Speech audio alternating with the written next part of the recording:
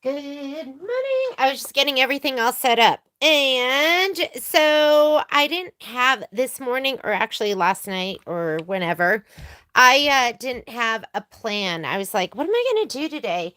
And my sewing room is all torn up right now because I removed some I'm just putting up some slat wall, and I got a new top for my sewing table.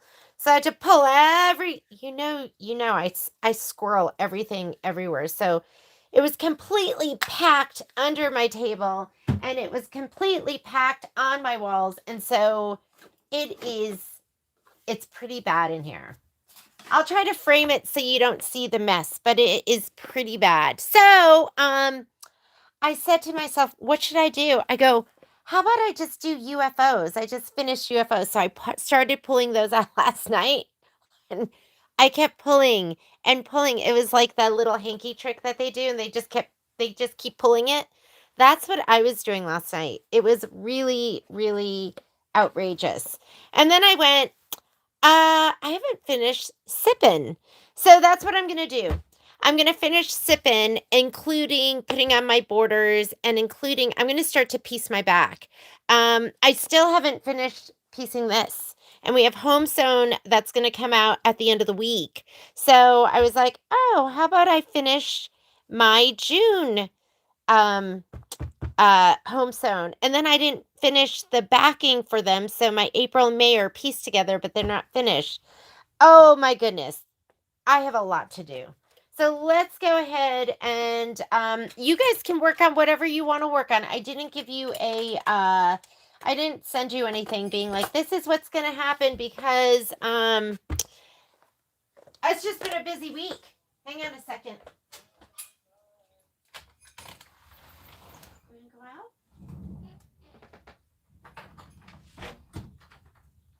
Hey, hello. I'm filming. Come on in. So it's been a busy week. My kids are, Violet's getting ready to leave. Oh, sorry. You know, it's Grand Central. So let's go ahead and I'm just going to be working. Expect some background noise because the kids are coming in and out. I was hemming Violet's pants like right before we started. Of course, you know, you do that kind of stuff at the last minute. So I was like, Violet, we got to do those. Okay, Violet, try those on and see how they are. Okay. And then I want you to the other pair are over there. Okay. I'm live feeding right now, so. Oh. You can do that. The cameras are. Violet was about to. Violet's drop it out of camera view. Don't look. And okay, she's got like the longest, most beautiful legs, and I don't know if I took them up enough, Violet. I kept going. These are super long. I think they're a little bit long still. No, well, I didn't cut off the stuff. Oh. So do you see where, like, fold it up to, yeah. Is it still long? Like a little bit, but if I wore, like, the right shoes, I think it'd be okay. I know, I did like that, and I was, but before we cut, I want to. Like, even if I. Pull this, and fold that down and see if that makes a difference at all. Probably won't, but. Do you want me to redo them and send them to you? Let's see. Oh, if I had shoes. Yeah. It's totally fine. Okay, toss them to me. Toss them to me. Okay, I'm going to trim this. I'm not even using my pop ruler because I'm trying to get all this stuff done. So I just cover stitched Violet's pants. And when you cover stitch, here's your mini lesson. And then the other ones are over there. You don't want to, aren't these cute? I got these actually for me. And then I was like, what am I thinking? I'm too old for this. And then I said, Violet, you should take these. So, you want to leave that fabric on. You're going to cover stitch from the front side and you don't cut it to size. You don't cut it to size. You trim it afterwards. So I think those are good too. Yeah. I know, that's the best I could do with those. So once you get it and it looks good, then you're going to cut away the fabric on the back side. So, hey, Violet, I'm going to show you how to do this, and you're going to do it, because... Yeah, you want me to cut this? And you could do it at home. It doesn't have to be perfect. So, I'm just going to cut this away. And then this is how this is called you've had me factory do that style. before. I've had you do that before? Yeah. So, and then you should be good. Hopefully that's not too long. It was 2 3/4 inch. I'm going to toss these to you. This is called Life is Happening while I'm live feeding. Let me look at your questions. Can't believe it. You usually miss the lives, but you got it this time. Wait. I know that's what I'm going to be doing, Cindy. So let's do it right now. Do it with me. Does anyone know when Home Sewn Volume 2 is coming out? Home Sewn Volume 2 is coming out. There is an auto ship for the dealers that are signed up for the auto ship. There is an auto ship, and the auto ship is on Wednesday. So most likely, I will have my stuff on. Most likely, I'll have my stuff on Friday because it ships from Utah, and it usually takes 2 days. Every once in a while, it doesn't go out that day, and so I get it the beginning of the following week. So I'm telling everyone the week of the 18th is when we're going to have to ship. We're going to be getting embellishments that go into Home Sewn to the fabric kits. And so we still have to add those, and then we will ship. I usually use my pop rulers for this, but this time I'm just using my regular ruler. A 4.5 by something is such a good size to have in your stash. And I have a 4.5 by 8.5. I have a 4.5 by 18.5. I love 4.5. I used to have the 3.5, but I find I use the 4.5 so much more. What are we working on? I'm finishing up Sippin because I don't feel like doing it, so I'm going to do it. Because I'm so close, right? And I got to get hung up, and it is so cute. And my kids have been home, and then Violet leaves today. So I have been spending some time with them, and not as much time working as I normally work. Normally I'm in the store late several nights, but not this week. So, so Home Sewn too. So, for the dealers that do auto ship, they ship this Wednesday. For the dealers that don't do auto ship, they ship next Wednesday, the following Wednesday. And so, yeah, we're locked and loaded and ready to go and ready to ship as soon as we get all of that stuff in. Most likely, most of ours are going to go out the beginning of next week. Okay, section 1, done. Section 2 and 3, done. That's so cute. Don't forget, before you put this together, there's a couple of things like that have dissolve away, like the little leaves on with the birdie and the kite. And what else? Is there something else? Is that it? Okay. What I'm going to do right now is I'm going to sew together section 3. So, oh, perfect. My sewing machine is set up because I was hemming Violet's pants. And then I'm going to be using my 1/4 inch flange with my dual feed foot. I could just tell what kind of day this is going to be. And I'm going to sew this together. And then you guys just work on whatever you want to work on. I literally pulled so much stuff out to finish. I was like, I'm going to do this and this and this. Realistically, I'll probably get Sippin done. We'll get it layered. Alrighty, let's come on over here. Let me move some stuff around.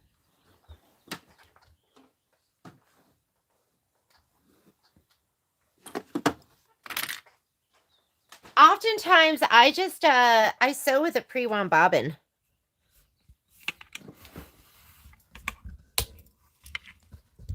Here we go. Oh, the hat is so cute, isn't it? Yeah, they do grow up so fast.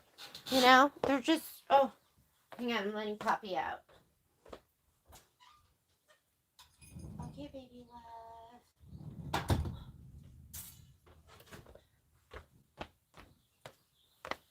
Let me get my bookie book, and then we'll see what we have to, how we're putting it all together. Do you guys want a little sneak peek at what else is coming up?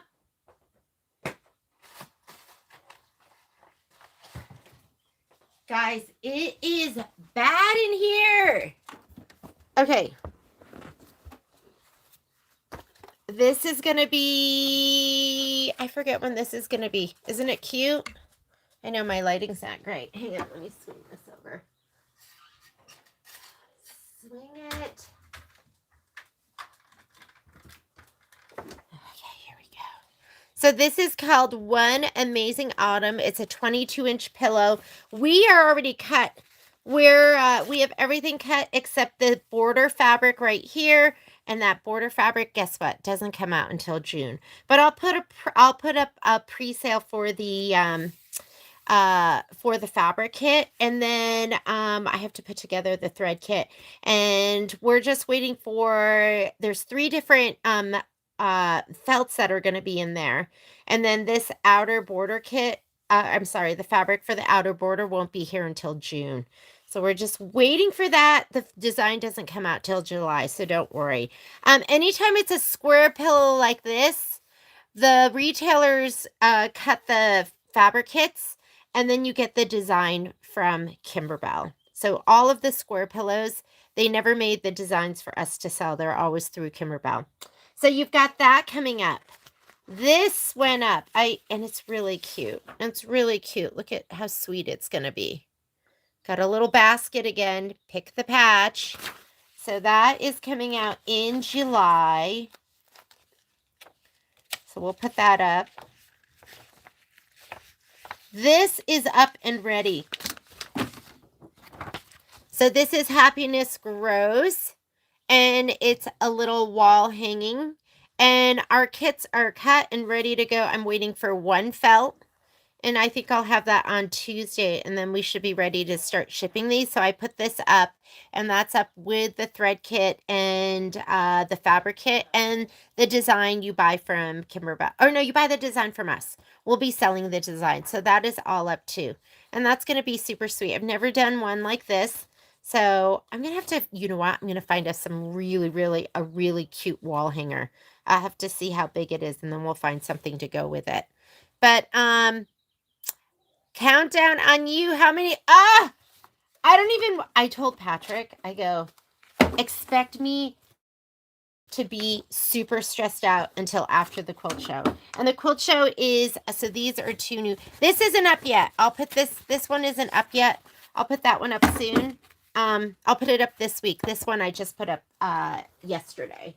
So that should be up. Renata, I don't want to talk about stressing me out. I was like, I've got to get everything prepped and ready to go. And are you leaving? I have to come back for one more thing. Okay, then I'm gonna give you a hug before you go. So I'm gonna take a 2-minute break when Violet's ready to head out the door, because I gotta give her a squeeze. Okay, let's set up. So as far as how I sew, I like to sew center straight stitch, and when I am sewing everything together, I piece at 1.8. I paper piece at 1.5. But for these layers, I know I'm going through lots of layers, so I should probably do a 2.5 or something, but I'm still going to do it too. I just can't help myself. I can't help myself. Dun, dun, dun, dun, dun, dun. Nice. And you've got a countdown, Miss Betty. Oh, no. That wasn't Betty. That was Renata. The 30th. Go, girl. All right. That's super exciting. That's like, I mean, how can you stand it exciting? I am going to sew this one together right here. Hopefully I have all my pieces. So when I sew together, I like to, I'll leave the book here. I like to match them up. So I'm going to do these 2 together. Make sure you have them right side up.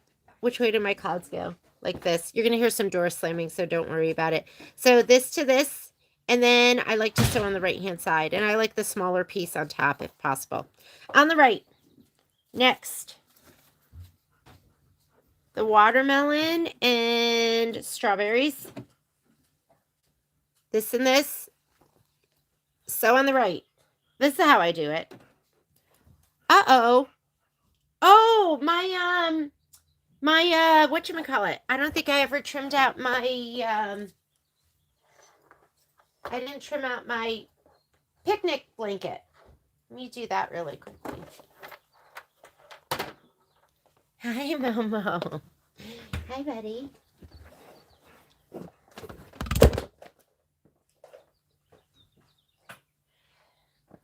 I didn't do that because I yesterday at the store when I was working, I I stitched out the rest of the Country Blooms, my version, and so I had it all together. I was stitching out the borders. So here are my borders for Country Bloom, and then here is the picnic. And I left it on there so I could snug it nice and tight, so I didn't have like 3 inches of waste on the top and 3 inches of waste on the bottom, which is what you get. Let me go ahead and do this one. I'm all over the place today. So today you are just doing whatever you want to do, and now you can see the lack of process in my mind. Actually, I feel like I get stuff done well, but not when my kid is leaving and my sewing room is torn up and yeah, not when I have a lot going on. How was everyone's Mother's Day? Hope you guys had a great day and that you were treated like a queen.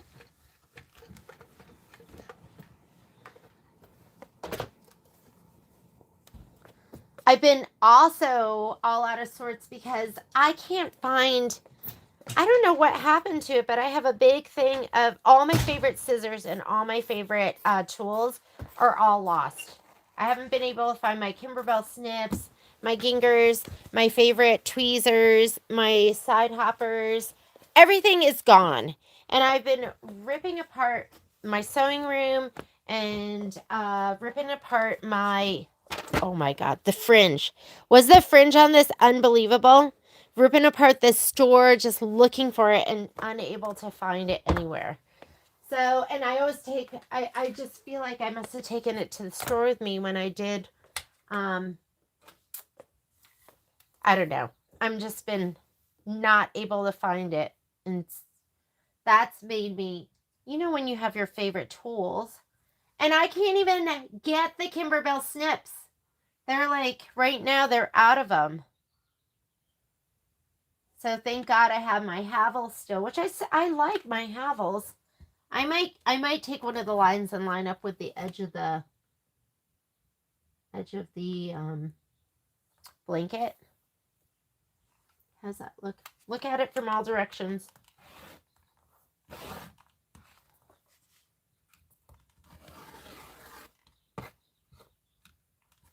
I could have gotten my 8.5 by 10.5 inch ruler out, but I didn't. And this is big to swing.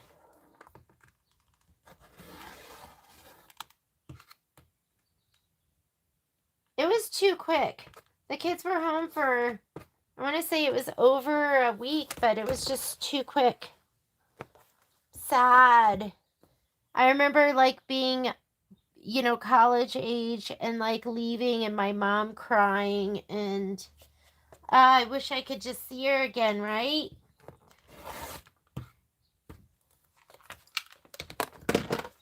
So cute. And that fringe just really, really makes it. Yeah, it just goes too quick. And I know those times will get even, they'll be farther in between once they have their own lives and kids and jobs and all that stuff.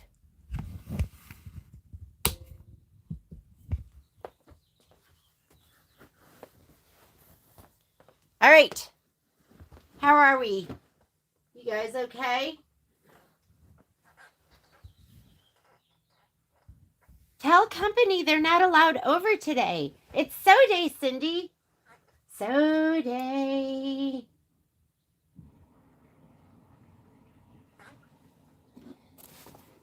When I'll relax when the show's over. When the quilt show's over, that's when I'll relax. When we pack everything up, we literally, I'm going to sew those two together on the right-hand side.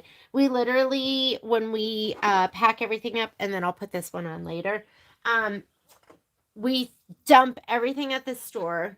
Sometimes it depends. We used to then meet everybody, like all the employees, and we'd go out for a big dinner. And I don't know if we've just gotten older, but they don't even want to go. Everyone's so tired. We just want to go home. So a lot of times Patrick and I will just go and grab something.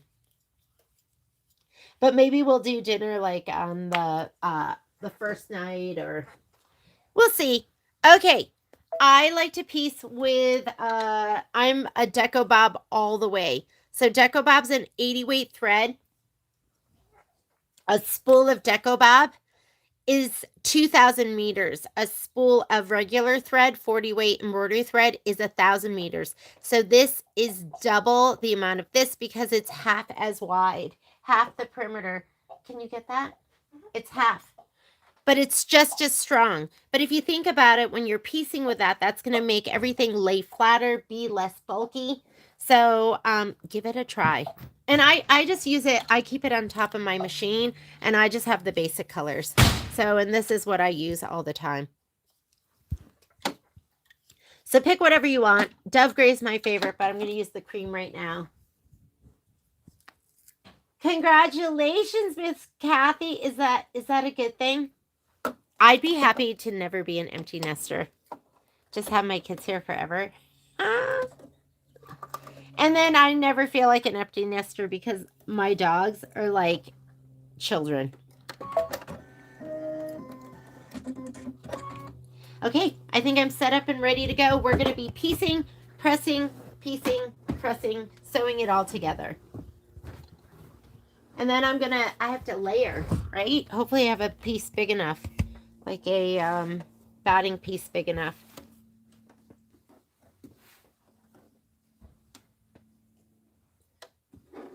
You sound excited, Miss Kathy.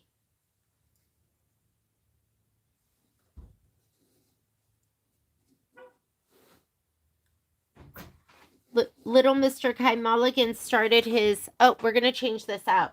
So if you haven't used your dual feed feet... Huh?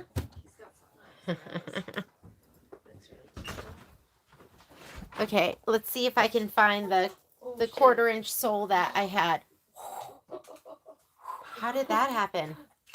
I just looked over at Violet and she's like covered with water all down her pants. Yeah, maybe don't squeeze it out here on my floor. Then I see her and she's like wringing it out on the floor. Hang on, looking for my 1/4 inch sole that I took off.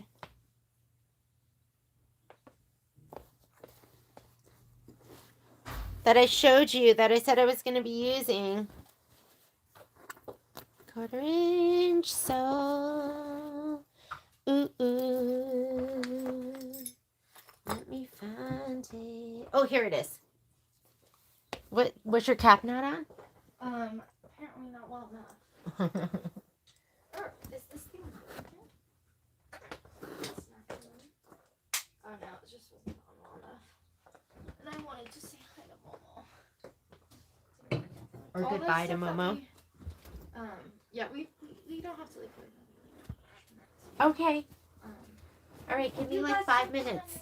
Give me a 5-minute countdown. Okay.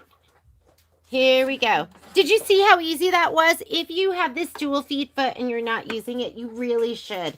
You have so much control. It's belt driven. It makes constant contact. You can do decorative stitches with this digital dual feed foot, which is the walking foot, which you can't do with other feet. Other feet are meant for forward motion only, and you shouldn't be trying to do decorative stitches with them. But this one, since it plugs into the brains of the machine, you can do stuff because it knows which way it's supposed to move. So I just pop that out. I'm going to take this one and I'm just going to push it on. Am I not? There we go. And we're ready to go. Need to sew on borders, backing, and binding. That's what I need to do. Well, I need to finish section 4 too. All right. The other thing I do, I'm going to do a little locking stitch, but sometimes I'll just hold it in place before the belt engages, and then I like almost let it do, that's my own special little locking stitch. Don't be pulling against the feed dogs once the belt's engaged. Let the feed dogs do the work for you, and you are going to be light fingers, light hands. And yes, I did get my nails did. Oh my God, I feel so fancy. I only do it when when Violet's home. And so we went out and got our nails done. And it was a gift. Thank you. Thank you. Okay, here we go. So that one's done. Let's do the next set. I have a really tough time. This one too. This is another one that you're going to be taking out the wash away thread. Well, okay, so it's called Cat's Eye. I don't know if you can see it. Ooh, isn't that so cool? And the lady got, when she did it, she has this like little magnet, a thing with a little magnet, and she starts going like this around it. And I got this done last time, and the gal didn't do that. So when she took out her little magnetic wand, I was all in awe. Okay, I like to start with my needle down and abut my fabric and let it just capture it right there and then let it go. That's kind of what I normally do. I'm going to put on my auto lift button right here. I was hemming, so I turned that off. But most of the time I like to use my auto lift, but sometimes you really don't want that on. Like I said, like when I was hemming and it kept coming up, I was like, no, thank you. I need that foot to stay down. If you're stitching at a 2.0 or smaller, you can sew off the fabric just a little bit. You don't want to do a lot because the feed dogs, they're diamond cut and they can damage the bottom of your foot. But if you are chain piecing, you can go ahead and just sew a little bit off and then slot your next piece under when the foot lifts up.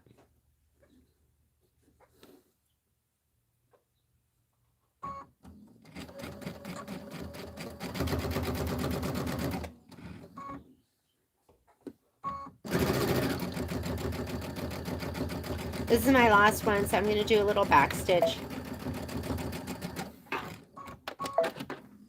Hit my cut button, and let's go and press and clapper. Press and clapper. I'm looking at your messages too. Finicky machine. They go on strike. What's going on with those? Because those, I feel like the 3550 shouldn't be finicky. So what's happening? Don't seem well with other except thread breaks, bobbin accept, and needle breaks. Okay, so those are all like symptoms, right? And a lot of times it is not the machine. That being said, it could be the machine. Did you guys see I was having awful tension issues? And my first thought is never that it's the machine and that it's always my ingredients. So, you know what I love? I'm going to give you a quick mini lesson. This is to prompt you. So if you ever have your thread breaking on, I don't know if it's on the 3550, but on some of the machines, there's a question mark, and you can go ahead and touch that question mark, and you can go into operation guide. And in your operation guide, you can go troubleshooting. When you're really frustrated, you have issues, go to troubleshooting. And then you can start going through the list. I'm having my needle break. And what's nice is it'll prompt you. There's one of 12 pages and it'll prompt you to go, the needle's not installed correctly. And then you can go through here and that way you can eliminate all of these things. The needle clamp screw is not tightened. So now you can go through, my needle's bent, and you can go through and eliminate all of these using improper needle or thread for the selected fabric, wrong presser foot. Ooh, I did that before. Upper thread tension's too tight. Check your upper thread. Is your thread getting caught somewhere? Did it get wrapped around? Is it not, is something not threaded right? I always, if my thread breaks, the first thing I do is I grab my thread and I pull on it. And I go, is it pulling smoothly? Okay, then it's not something with my upper thread. And then you can just go ahead and eliminate that one. But this is really nice because it'll walk you through like different things. My school cap is incorrect. And then you could go to, okay, that's my bobbin break. And so there's lots of different things in here that you can troubleshoot, and it'll walk you through. Upper thread is breaking. Your machine's not threaded correctly. The thread is knotted or tangled. Thread is too thick for the needle. Yeah, you could change the needle. Upper thread tension's too tight. Thread's twisted. So I really love this because sometimes I'm like, okay, what could it be? But usually you want to eliminate those ingredients. You know, for me, I was like, why is my tension not looking great? And so I eliminated all of that. And then finally, once I eliminate all that stuff, I go, okay, something's going on with my, and it could be time for service. Patrick said to me, he goes, when's the last service she got? And then he went into my thread count and I was over the 3 million stitches. He's like, just take it in, it's time. And we brought it in. I was like, you know, let's check for something on my upper thread tension because I was getting really weird tension issues. And we just had it serviced and I came home and it was fine. After the service. Okay, pressing bar and clapper.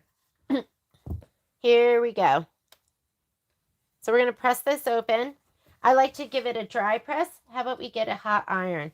A dry press, then I do a best press, and then I clapper it.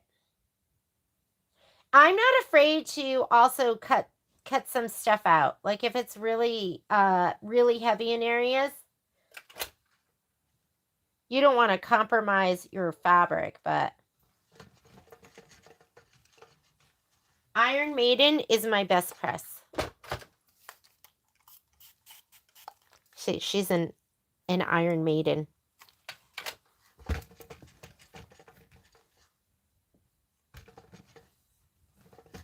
This one is my favorite clapper, but I use my big one, my long one a lot too. And if I'm doing like little itty bitty stuff, then I'll use my little clappers. I'm far from my computer, so I cannot see messages right now. Just so you know. Oh yeah, that's right. Check it. Press it.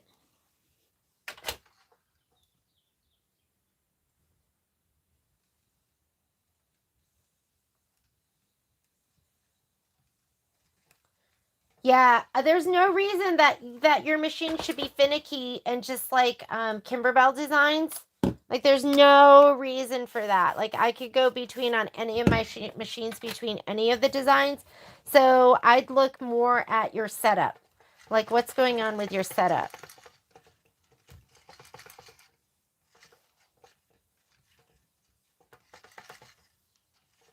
Thread makes a difference.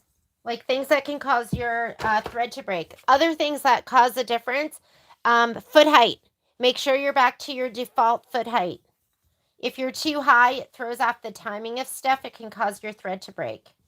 What other things cause my thread to break? Sometimes it's the thread. What thread are you using? I'll ask people that too. What thread are you using? Thread makes a difference. If anyone's interested in Glide thread is going up in price on the 18th. May 18th. All of the Glide pricing is going to be going up. So get your Glide thread now. If you're thinking about getting a thread kit, get it now. If you want to get all the colors, we're doing 30% off. So if you want to get all the colors, reach out to me and we can have that drop shipped directly to you. I've had a couple of people get it.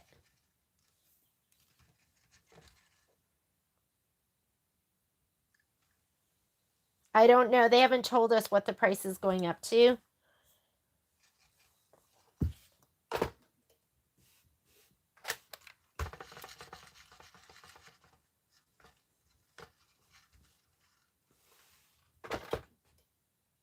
So press it, clapper it. It's going to lay super flat. Looks so good. And then what do I have left? Where is my beverage? Here's the beverages. Okay, I'm so sad I forgot to clip my jump threads in there, but at least I got it on the yellow lemonade. Where's the book? So now we have this goes on top of this. Line it up, fold it over, stitch on the right. And then this one is going to get sewn to this. Nothing needs to be lined up. Like if there's a seam, I'm going to pay attention to that. So I'm going to put it here. I like the smaller one on the top, so I'm going to flip it over and sew on this side. And let's come on back over here.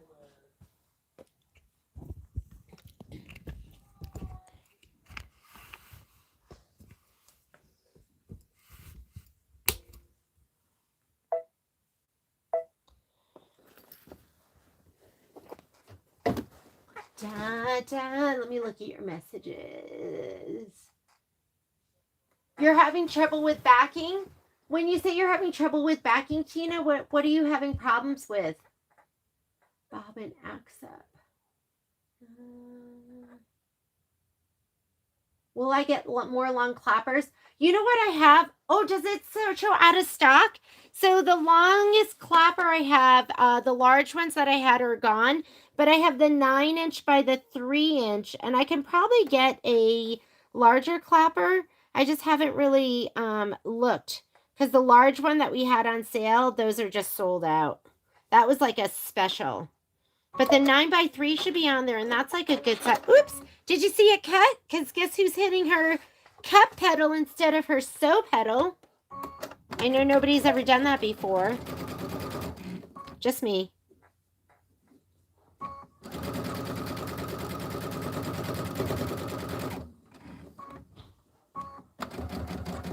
Light fingers, light hands. Let the machine do the work for you. I'm just going to sew right off. What's this? Oh, here we go.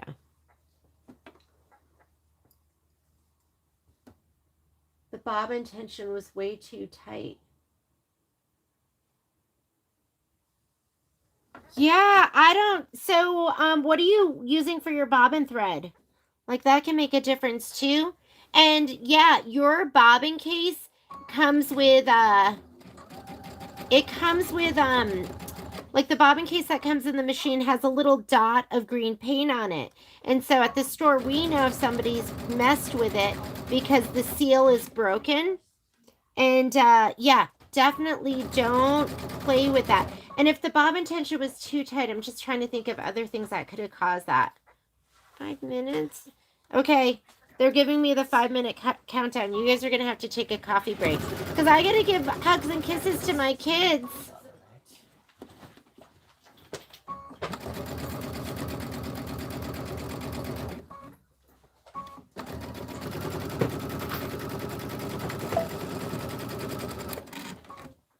No! No, go. Do you want that one? You have some? I have one. Okay. My lips just fell a little chat. For a minute, I thought I was upside down. Oh, the pop want to come in? Okay, let's press this out, and then I'm going to take a break. Yeah, you know what? I mean, sometimes, you know the other thing? Sometimes just getting a new bobbin case. But what doesn't make sense is that you would have, it would be fine for your, I don't know where my chain piece cutter is. You guys know I love that too. So I'm cutting them. Who can be bothered cutting these pieces in between? Not I, said the fly. So, that doesn't make sense to me, that it's like that it likes the Kimberbell projects and it doesn't like the other ones, which makes me feel like the ingredients. But if you're, okay, I'm going to come out there in just a second. If you're having, I would say always just have an extra bobbin case. Because I had them change out my bobbin case too, and so everything's been great since then. But I was definitely, I could show you. You guys can just watch the videos, because in the videos, I was like, oh yeah, it's totally fine. And then later I was like, wow, that's not fine. They're at the door. Okay, hang on. Give me 5. I will be right back. I gotta go give some loving kisses to my kids. It's Violet and her boyfriend. I'm be right back. Entertain each other. Let them know I'll be right back.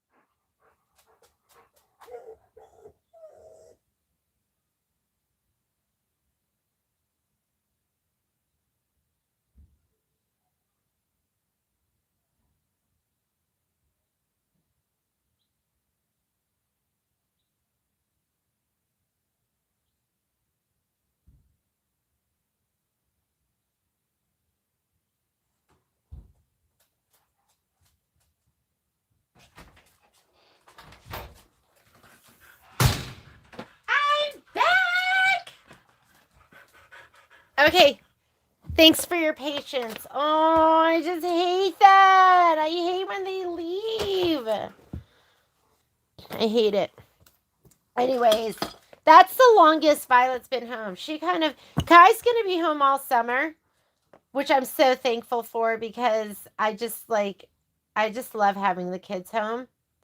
But that's the longest Violet's been home. She kind of is home for just a little bit and then she's out of here. Actually, maybe she was home for that much time over Christmas. But it feels like it'll just be fewer and far between. How are you guys? You okay? What are we working on today? We are just working on finishing up Sippin and whatever you guys want to be working on. I was going to work on UFOs. And I was like, okay, like, how about Sippin? I haven't even put my embellishments on Enchanted or put the back on. So I'm hoping that maybe over this summer I can get some of these done. But you know how it is. It's not fun finishing. It's more fun starting something new and exciting. That's so cute. All right, I'm going to go ahead and put this on, and then we're ready to attach this to section 3. I don't like that. I don't like that my baby left. Hi, Momo.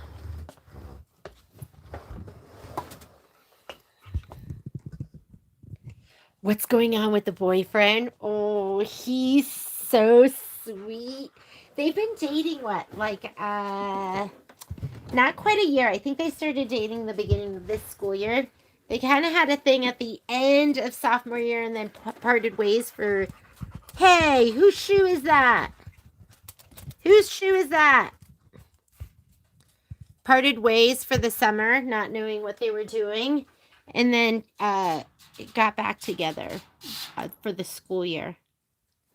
Yeah.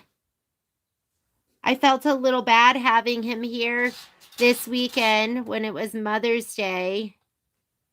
And he's an only child and dearly beloved.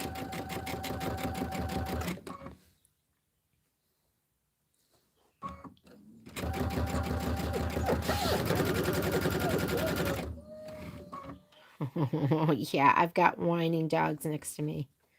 But he's very, very sweet and very cute. Oh yeah, Tina, you got the whole set too. Whole set of the glide thread. Yeah, get it now because like I said on the 18th, I don't know what the pricing's going to go up, but I'm sure it's going to be, I don't want to say substantial. Sorry, that's Poppy. Poppy hitting my filming arm.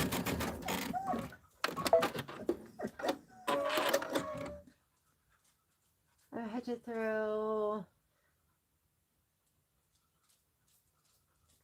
So yeah, I think I might have some Robeson Anton in my stash. I've been really enjoying the Selkie specialty threads. I've been sewing a lot with, and I used to be down on Selkie, but the like hollow shimmers made by Selkie. Pre-wound bobbins, which ones are you using? Because there are, like we had for a while, a bunch of people were coming into the store that were having all sorts of issues, and it was their bobbins. They were getting these. Hang on. Go. They were getting these boxes of bobbins off of Amazon, and they were bad. They were really, really thin. And so they weren't holding their tension at all. And it was a bunch of people. So it was like a rash of people were getting those. And as soon as we got them into like a good pre-wound bobbin, they were fine. So that can make a difference too. Floriani, when we have issues and we call, when we would call Brother Tech or Baby Lock Tech, they would ask us what thread. And if it was Floriani, they would ask us to change it because Floriani's wound the opposite direction of the other threads. But if your machine likes it and has been using it, it's been fine, then I say just keep using it, right? If your machine likes it and it's working fine, use it. If you're using Floriani and you're struggling, try something else. We carry at our store, we carry, you guys know, we carry Isocord and Glide. And I mean, there's other great brands too. As long as you're using like a good high quality brand. Floriani is wound the opposite direction though. And so I don't know why they have to go the opposite direction, but they do.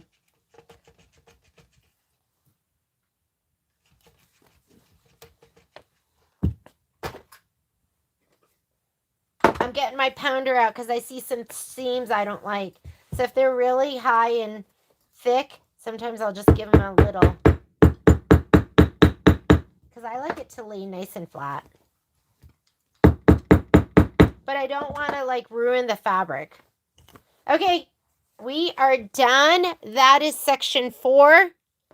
I'm going to sew section 4 to section 3. We're going to focus on the seams that match and sew those first. Cute. So I've got this seam here, and this seam here. So I'm just going to go from this side. I'm going to clip them. I don't pin through these just because it's so thick, but I'm going to just lift up. You know what I do like are, I just ordered some of the, what are those? The fork pins from Magic Pins.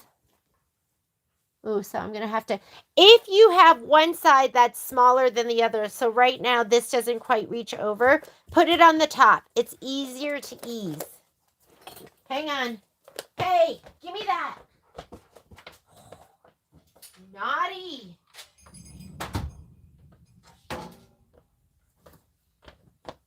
Poppy just stole my slipper and ran outside with it. I had the door open. So I'm going to have to get that. Hopefully the sprinklers won't be going on. Oh, this one's perfect over here. So I'm going to have to watch. I'm going to put clips in so I can pay attention to where those joins are. This one I have to pull over the slightest bit.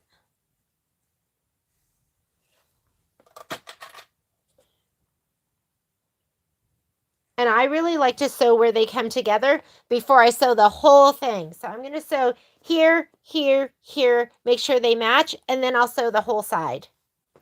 That's my newest thing. I find that I waste less time assembly. And I mean, it's not going to be appropriate for everything.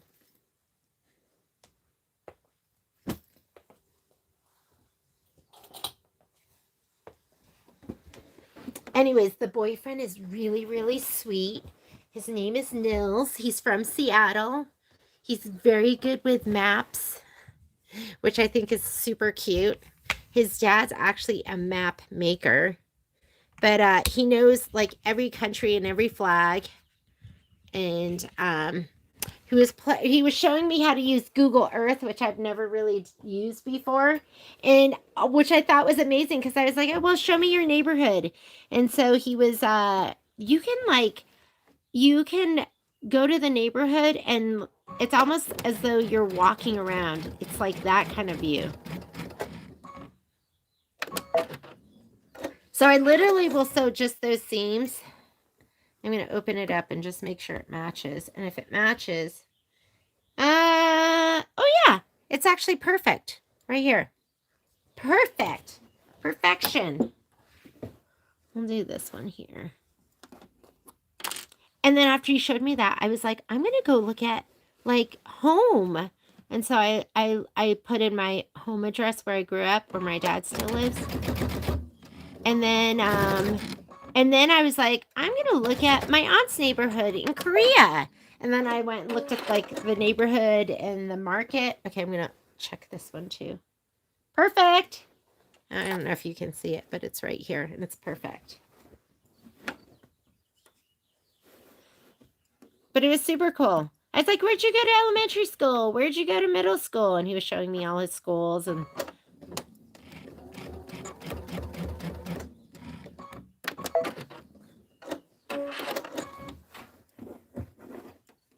quarter inch. It's all perfect. Everything's perfect. So now I'm going to just sew the whole side. And that's kind of how I like to do it, so I can just rip out if there's a section that doesn't look well. It's especially helpful like when I'm doing a OESD tiling scene. Like when we do home sewn, I'm going to match up like if there's a tree branch that comes together, that's what I'm going to match up. Because that's where your eye's going to go. Like if your tree branch doesn't come together.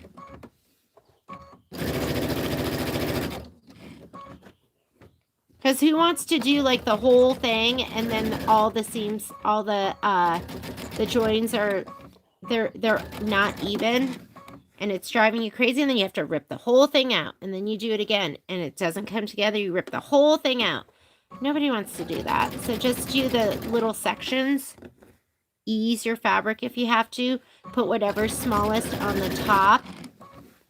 That seems to be the one you can kind of stretch and pull a little bit more.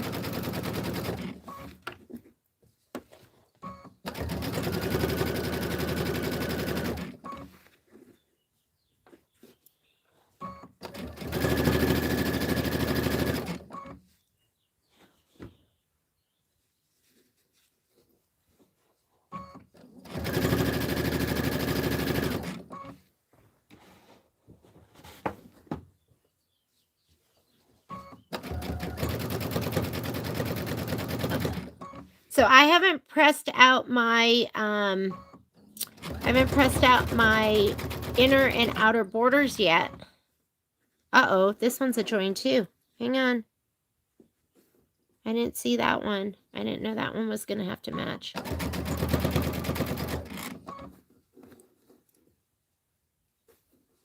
Hopefully this one is a good match. I'm going to assume it is.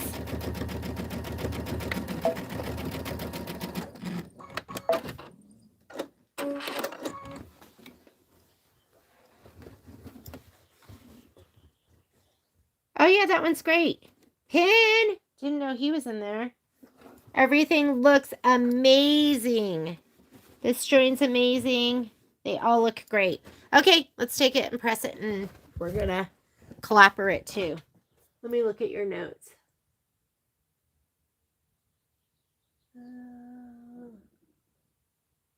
Oh yeah, I love this. Isn't this fun? So I was just when I was saying goodbye to the kids, Violet's boyfriend's like, "What's that on your wrist?" I'm like, "It's called high fashion." And he goes, "You look like one of the Avengers with the Infinity Stone," is what he said to me. He's a little boy. What does he know? I was like, "It's my Wonder Woman ricochet bullet bracelet."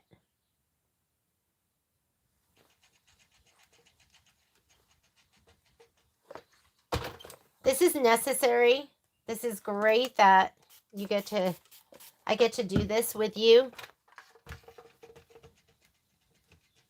And I believe in the pressing bar, and I believe in your best press, and I believe in the clapper, and all these things that make it so you have a quality finished product in the end. I like to cut corners, but not when it makes a difference. When it affects my end product and makes it not as good,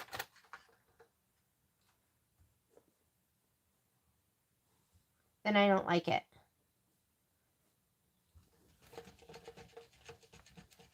Then I'm not going to cut that corner.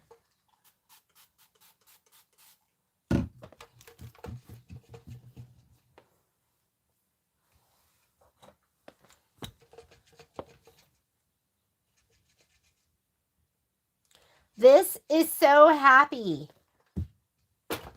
What do you guys do? Do you guys change out your quilts for the season? Do you just give these all away? Do they go in a closet? What do you do with all your Kimberbell? I mean, we rotate them out at the store. And I imagine at some point when I have time and I become an excellent home decorator like you guys, I'll hang some stuff up at the house just to brighten it up. And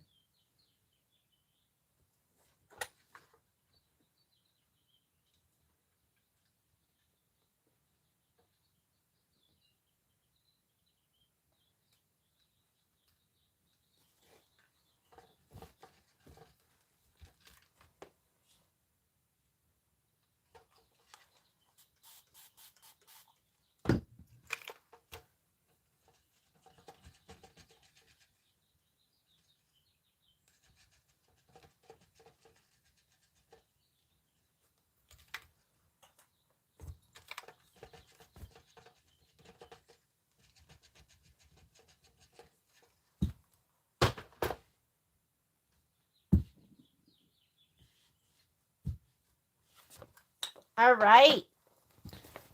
Here we go. There's our top. Let's make sure nothing's upside down before we put everything else on. Okay. I don't want to forget. So I am going to like spritz the back on a couple of these. So right here on the tops of the strawberries and the leaves on the bird. I felt like there was something else. That wasn't it, was it? Was that it? Those are the only ones that we have to spritz and release? Nope, that one's a permanent one. You can tell because it's not white. I didn't put the vinyl over this. Should I regret it? Because I did see somebody with their vinyl on theirs, and I was like, oh, that looks really cute. Maybe I should have done that. I just liked how, like, poofy it looked. And I knew the grapes were only on a couple of things, right? Or the whatchamacallit.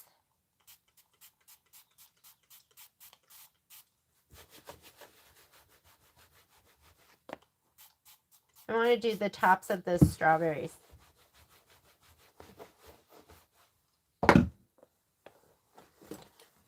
You want to release those. Be gentle. I would be using my favorite tweezers if I could find them. If they weren't lost. Where are my other ones? I fortunately have lots of good ones.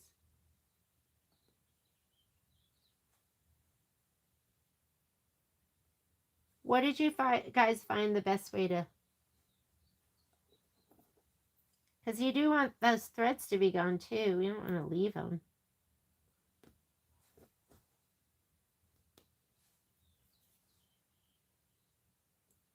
Oh, the kite. Where's the kite? Am I getting my stuff confused? Oh, I didn't put section 1 on. Hang on. We gotta add the kite. I totally forgot. I'm like, wait a minute. This doesn't look right. Wouldn't that have been funny if I just went ahead and like layered it and just sewed it together like this with no section 1? Would have been awful. Okay, maybe this is a job to do in front of the TV. Because I can spritz it from the top too. I just don't want it to be gunky. You know how that can make your stuff gunky. And I don't want to damage my felt because you know the felt. Felt is... Okay, I'm just going to leave it for now. We'll get it later. All right, section 1. I knew there was something else. There's my kite. How could we forget section 1? It's so cute. All right, we're going to sew section 1 on.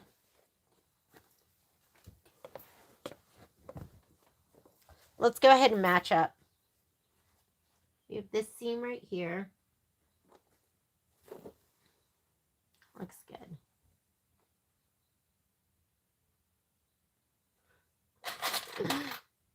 That cracks me up. I knew there was, it just didn't feel right. Something didn't feel right. If something doesn't feel right, trust your intuition. And that's it. That's the only thing that really has to match. I feel like the bottom one is, I feel like the bottom side is a little bit smaller than the top. So I'm going to flip it and I'm going to sew from this side. Okay, let's come on over here. Sew that seam first.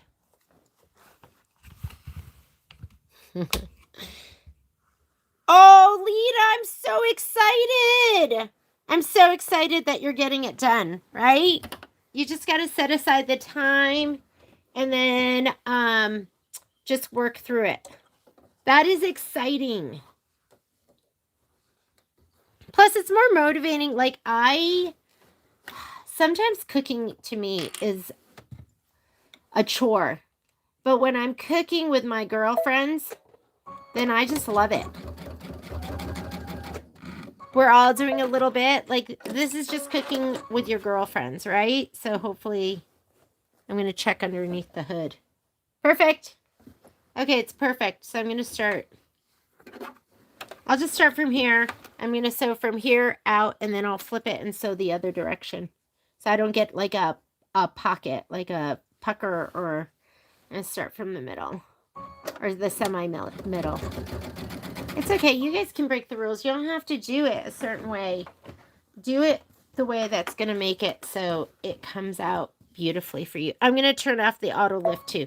When you're doing this, like just long rows of piecing or sewing stuff together, I would turn off the auto lift because you want the foot to stay down and hold your project when you reposition your hands, right? You don't want it. You don't want everything. Check the corner. And if you have to ease the top or the bottom, to match, make sure you do that.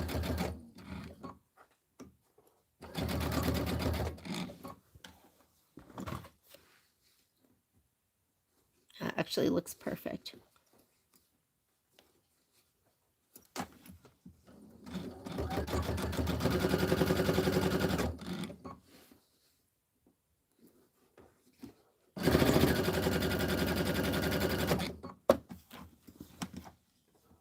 Sorry, is my shoulder completely in the way? Sorry, hang on.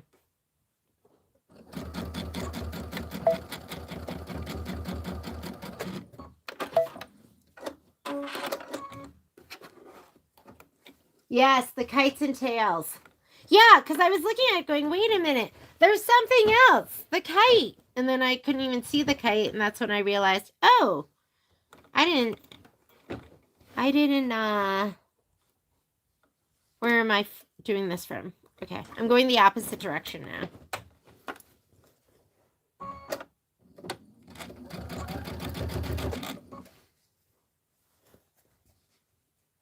I'm just going to make sure everything feels nice and taut. If there's a seam coming up, I want to pay attention to that so he doesn't get flipped to one side.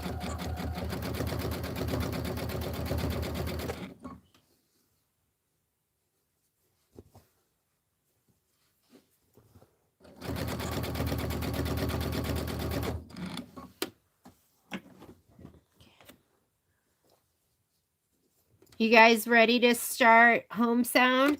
So next week I'm going to do Country Blooms. So we're going to sew that pillow. And then the week after, so next week will be the week of the 18th. That's when I'm going to start to ship. And then, shoot. I'm trying to think of how we want to schedule this. Because I want everyone to have, so I like to do 2 weeks after we ship to do our sew along for where we do our prep video. So probably I might take a week off. There might be a week of me not stitching with you guys. Or if I do stitch, it might be just something like this where we just do like a UFO or something. Pay attention to the corner. Make sure, like, I feel like I have to ease the bottom a little bit. I did flip it.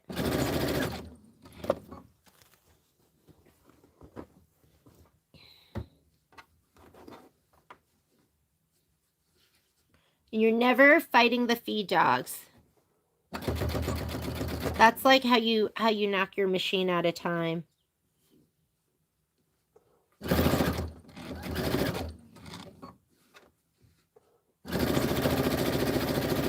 You're pushing and pulling. It's so precise to make a stitch, like the timing and the clearance and all those things. It's so precise. Yes.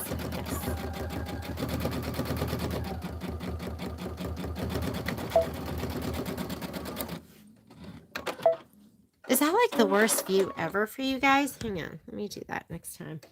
All right, section 1 is on. How did you find out you loved sewing and machine embroidery? So, I think like a lot of you, you just have that crafting bug, right? Like when I was little, I remember just wanting to make stuff for my Barbie dolls.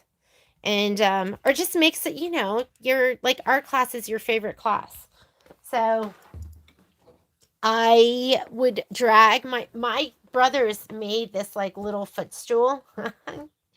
And this is, I'm not being like racist or anything, but like as an Asian, I love sitting on like we sit on the floor a lot. Like we would eat on the floor. Like my parents, you go to my aunt's house, like she sits on the floor. She has one couch in her living room, but the rest of the time she just sits on the floor. You go over, we all sit on the floor. So anyways, they made like her sewing table was literally like a footstool. And sewing machines were smaller then. She had like that green Kenmore. And so it would be in the closet, and we would pull it out on the footstool and just sit on the floor and sew. So I would take that out to make Barbie clothing. That was, I just love that. I remember I went to Sturbridge Village which is in Massachusetts, and was one of those school field trips. And Sturbridge Village is this like, for those of you in that area, it's like, old colonial time reenactment. I'm just heating up my iron. And so, and I went there and I bought in the gift shop like a cross stitch set, and it was the alphabet. You just love it. It's just what makes your heart happy.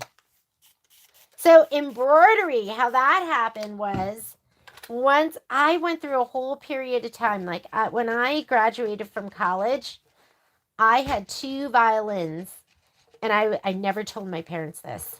They would have been really upset. I took those 2 violins and I went to a pawn shop and I sold them, and I went straight to the sewing store and I bought 2 used machines. I bought a Singer Touchtronic, which I never used, and I bought a featherweight for $220. My featherweight was $220. I remember that. And I made my first quilt. I bought this book. I can't remember where in Massachusetts. I was living in Boston. Where was I living? I was living in... God, I can't even remember. Was I living in Waltham? And there was a really big fabric store, and I went there and bought like all of these quilting fabrics and a book, and I didn't even have a 1/4 inch foot. And I made a quilt. I pieced a quilt top. I cut everything with scissors. I didn't even know. Oh, that should go down, because that one I folded down because it was so thick, but we'll just leave it.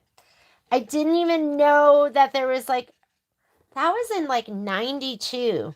So were people using like rotary cutters and cutting mats? Because I just used scissors. And I pieced a top and I made it into a duvet cover. I bought a, like at like Salvation Army, I bought like a white sheet, and I just sewed I put it right side to right side, just sewed around it, left one end open and put buttons on the bottom, and that was my duvet cover. And I sewed a little bit, and then I started not sewing. I didn't sew again. That was like in 90. I probably sewed for maybe like 2 or 3 years. Every once in a while, Sage and I would go to Grateful Dead shows, and we would make baby doll dresses and sell them at the Dead shows. So we did stuff like that. Is that my phone? What is this funny ring? I'm not gonna... Oh, it's Patrick. And then I didn't sew for a while until I had kids. And I had a girlfriend. I met a girlfriend on the street corner. Like, we were both pushing strollers in our neighborhood. And I was like, oh my God, I have a baby. You have a baby? We should hang out. I was like, I actually have 2 babies because I had twins. And she was a sewer. And we started making clothing for our kids. And her clothing was cuter because she had an embroidery machine. And I was like, well, I want my stuff to be as cute as her stuff. She's a big Disney fan. So she was putting like Disney princesses on her stuff and embellishing. And I was like, well, I want my stuff to be cute. And I bought the cheapest, just entry level 4x4. I bought a Baby Lock Sophia for $329 in 2008. I remember it because when he offered it to me, I was like, $329. Wow, that's a lot of money. What if I don't like it? Right? Do you guys remember that? I was like, what if I don't like it? Ooh, this thing is hard and chunky. It's the branch. And then I got a Baby Lock Allure. And then I got an Elegante. And then I bought a 6 needle. And then I went to the dark side and I tried, did I get my 10 needle first? I tried Janome for a little while. And nothing against Janome's, but the Baby Lock and Brothers were so much better. So I tried that. I had a 15,000. And I got their top of the line quilting machine too. Was it the 9400? And then I switched back over to Brother and Baby Lock. And it wasn't bad. It was, the Baby Lock and Brother machines are just easier to use, and just, they're just better. I'm sorry. Okay. And then I got a Valiant. I never had a Destiny or a Dream Machine. I had my Valiant and my 15,000. Those were the ones I had at the same time. And then when the Luminaire came out, I got the Luminaire. I got the Luminaire 1 and the Luminaire 2, and then upgraded to 3, and then the Avenir. And I love embroidery. I love sewing too. Someday I'm going to be an expert quilter. All right. Oh, does that look so cute? Do you just feel like you're sipping on sunshine? All right, let's get the borders. I didn't cut them yet because I wanted to make sure, in case, like, I didn't even take it off of here because I wanted to make sure I was going to have enough. You're going to put your side borders on first, and then you'll put on the top for both of them. Why do they do that? Can you guys tell me? I mean, there must be a reason why, but I feel like they always have you do side borders first. So let me go ahead and... Oh, we have plenty. This should be perfect. Okay, I'm going to press these and trim these. Ooh, it's looking so cute. It's looking so cute. I'm looking at your comments. Yes, I got to release the kite tails.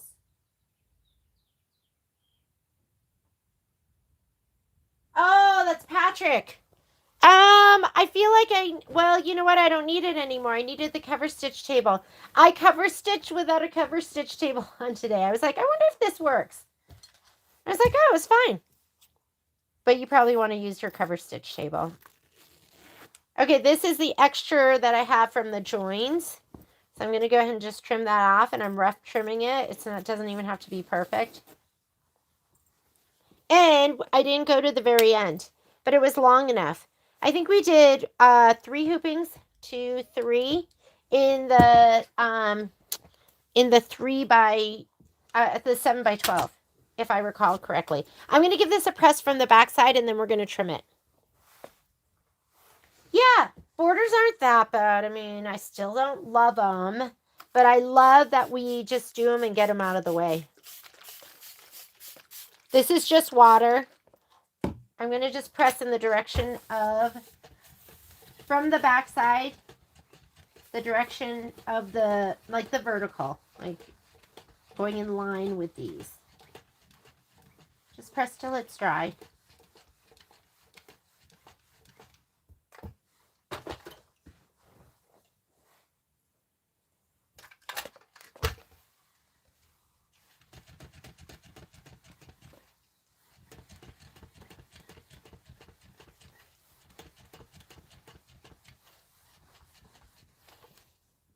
I love embroidery though. I was doing a lot of clothing for like Violet, and I was just embellishing. And there's this company called Hoops, Huups, which I think they're German. And I started using their designs, and they're European, so they're very, I don't know how to describe it. They look very European. And so I was sewing dresses, Farben Mix dresses. That was like a European brand, and then embellishing them. They have some kind of relationship, Farben Mix and Hoops, because you would see the Hoops design on the Farben Mix patterns, and just loving it. But, then Violet got bigger, and instead of wanting to wear the cute stuff I made her, she wanted to wear, like, the same dirty cut-off jean shorts, and, like, she had, like, 2 Patagonia t-shirts that she wanted. She is not... To this day, I love frills. I love, like, ruffles, and I love frilly stuff and lacy stuff. She does not like any of that.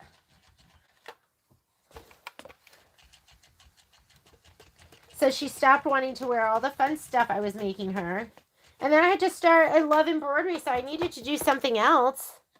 And then, you find all this other stuff that's so much fun. I love in the hoop projects. I love Kimberbell. At some point, I'll have more time and we'll explore other things. Because I know you guys do other stuff. I know there's like Parker on the Porch, Juju Designs, Sweet Pea Embroidery.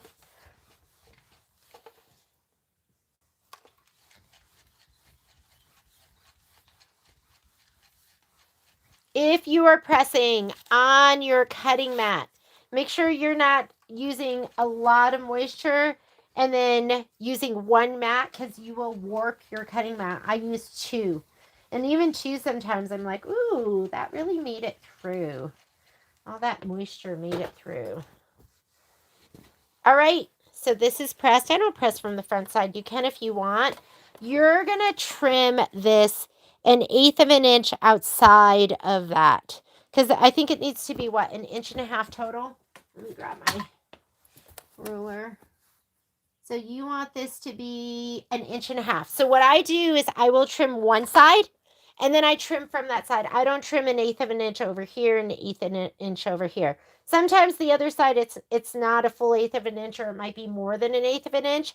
That's okay. I like to do this with a smaller ruler.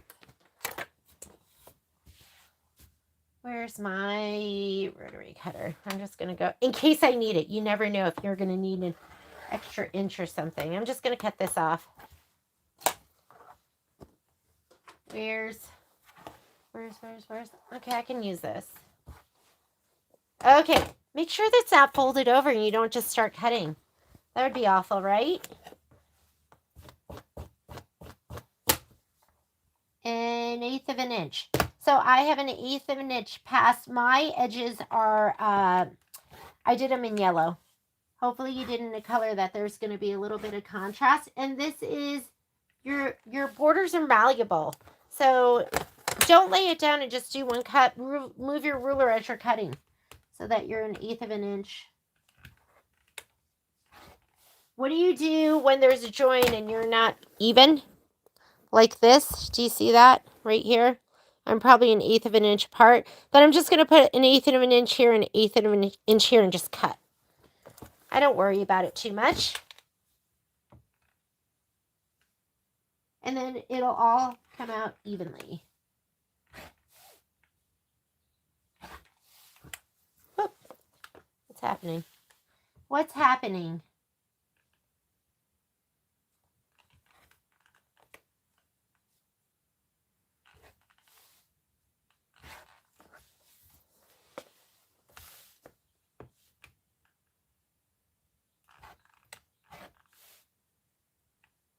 If it's like, I think I might be, if it was like 1/4 of an inch off, but like 1/8 of an inch, I don't worry about that at all. You're just going to sew it all in. Nobody's going to know. Okay. Once you do that, then I'm going to swing it around and I'm going to measure 1.5 inches over. I don't even pay attention to this line over here. I just pay attention to make sure the piece is 1.5 inches. Here we go. And I love these rulers because now I'm going to focus right here on the block that says 1.5 inches. My baby's gone. I'm sad. My heart is sad. Oh, wait. That's not right. Hang on. I was looking at the wrong. Good thing I didn't commit to that.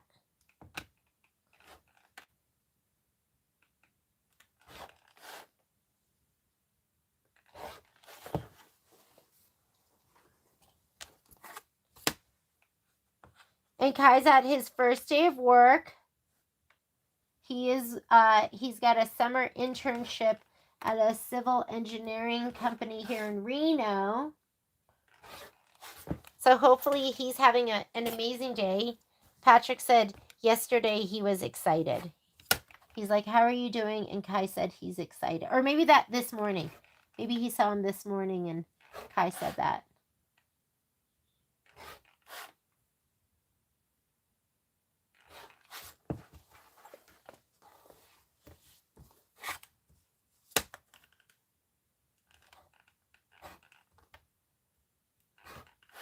Ilet'll just run around with her friends for this week, and then she's got like a research internship at the U. She goes to the University of Utah. And she's going to be doing research for one of the law professors, I think.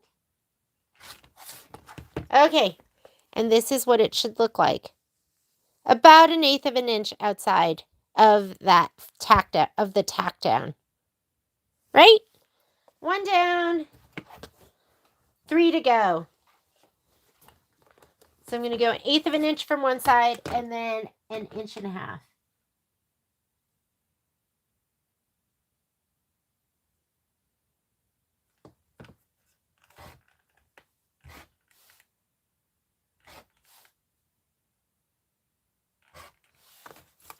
How are you guys doing? I'm going to see if you have any questions. I haven't checked.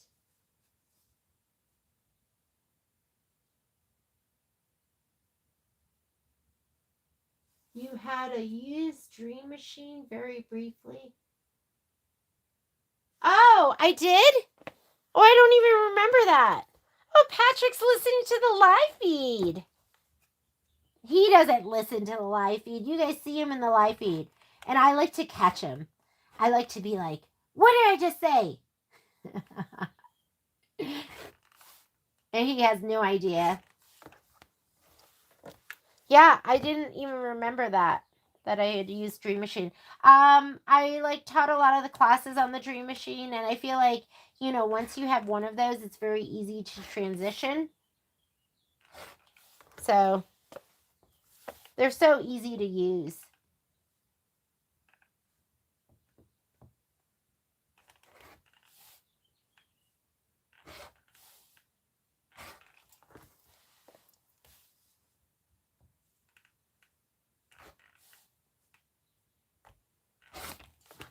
Okay, now flip it over. Now you're going to measure 1.5 inches from the edge. Black line. Black. What if it's not perfect? Nobody's going to know. Nobody will know except for you. And then all the people that you pointed out to. I love it, but did you see I didn't have this edge perfect, or I don't know what it is, but we all do it. First thing we do is we point out everything we did wrong. Why do we do that? Why? I do it. We all do it. We just out ourselves. Let's make this the year that we don't do that. We just go, oh my God, isn't it gorgeous? I'm so amazing. That's what I want. That's what we're going to say this year. It's so perfect. I don't think I could get it any more perfect. I'm perfect.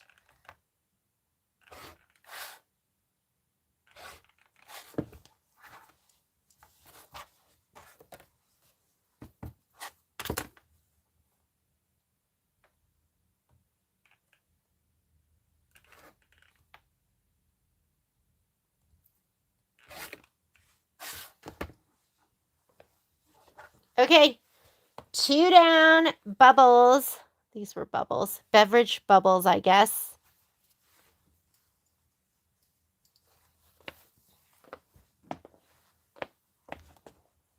Okay, 1/8 of an inch off. Are you guys so bored? Hopefully you're working too.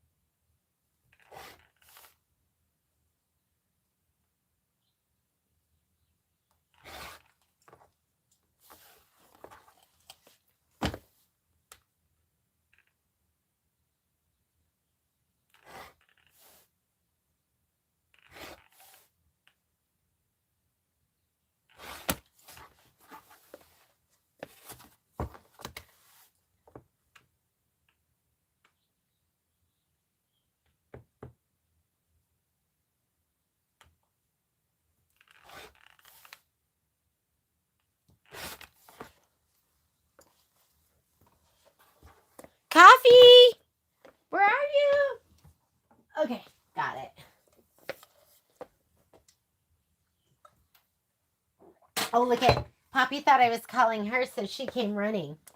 Hi, Pops. You want to come in? Come on.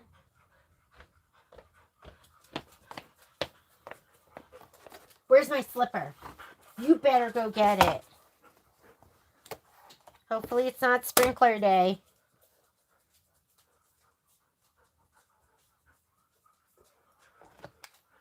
Okay, 1.5 inches. So first 1/8 of an inch off the edge, and then 1.5 inches from the edge you just cut. Oh my God, no! Get off! Okay. She's, are your feet dry? Sometimes she comes in with muddy feet. This is why I need an ottoman, because she likes to sit with me. There's a little Poppy love. Momo's coming around the, where is he? But, sorry, I just hit my filming arm.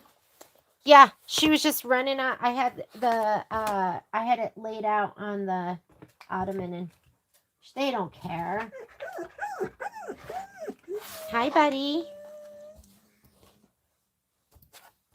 No, you're going to have to wait. We have this tree out in the backyard, and it's so beautiful. It has all these beautiful, like, they're kind of like honeysuckles. They look like that.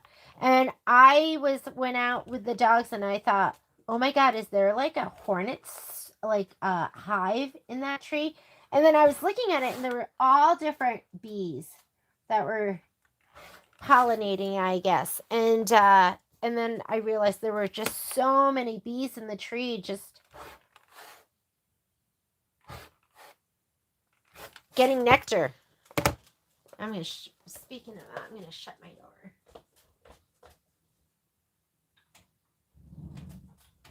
Yeah.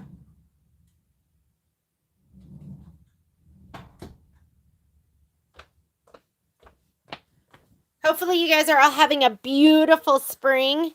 It's been hot here this week. It's been in the 80s. It's kind of early. I guess maybe early. It's May.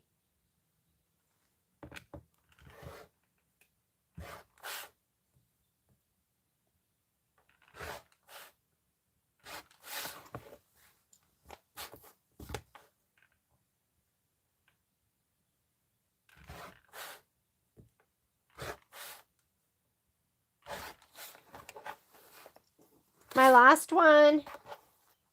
And then I'm going to trim the outer borders. We're going to trim all our borders first.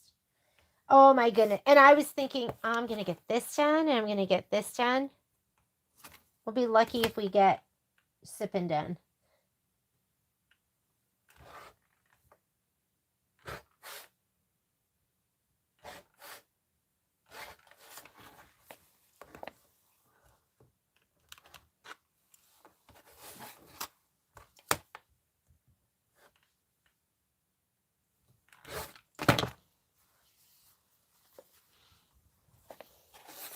Da, da, da, da, da, da, da. Okay, 1.5 inches now. So 1/8 of an inch, and then 1.5 inches.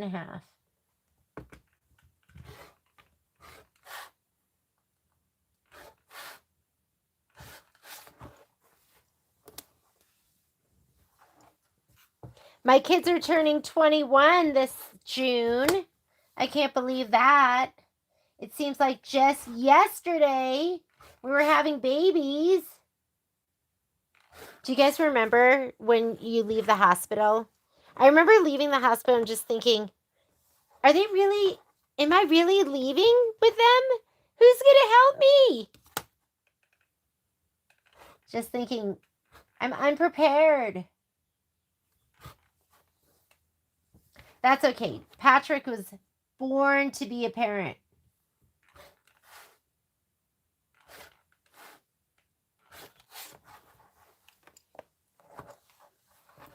Patrick was the one that forced me to let them cry it out when we just couldn't take it anymore.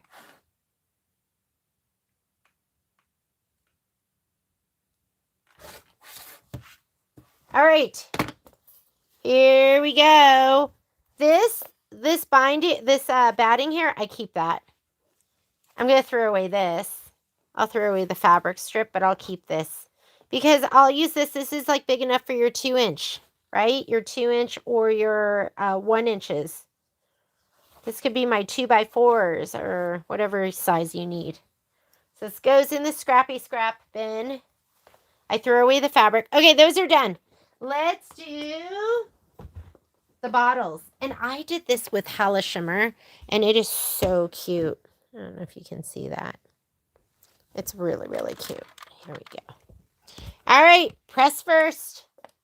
Always press and then trim.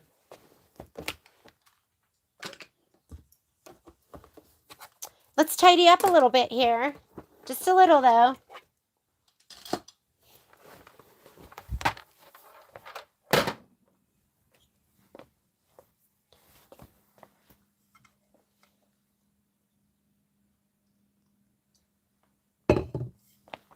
And now they're going to be 21. Kai said Kai doesn't drink at all. Violet drinks a little bit, but she's very responsible. At least that's what I believe. All right, and I did this the whole length. You're not going to need it because, of course, you're going to have, the sides are going to be shorter than the tops. So I'm just going to go ahead and I'm going to press it this way, left to right, in the direction of the, whoops, not that. I like to just use water. Oh, you want to come in and say hi to Daddy?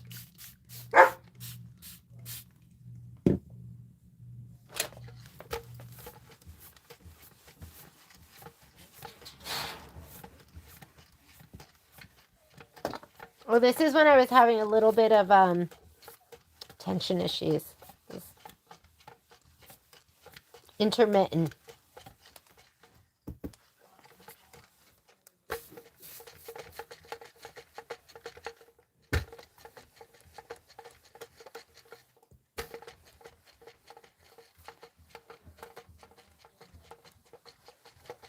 You just want it to be nice and flat.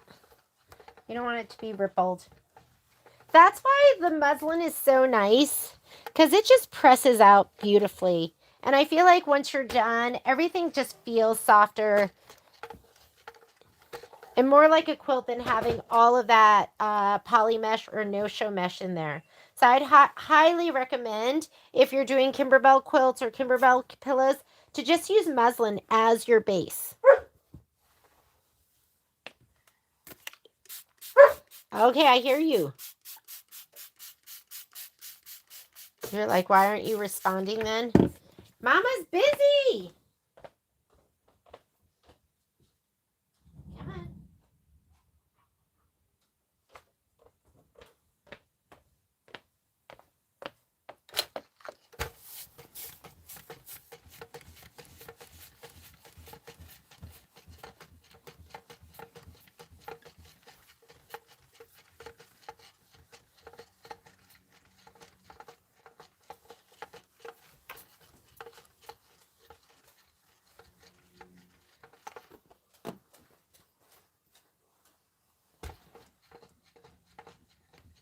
You can look out the window, Mama.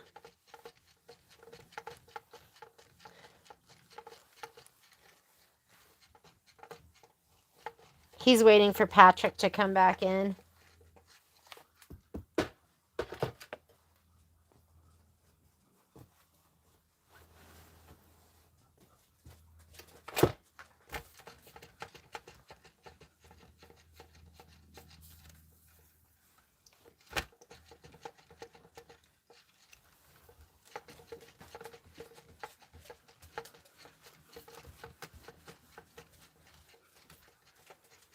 It's so funny because it was like right here on this last one. Something was going on.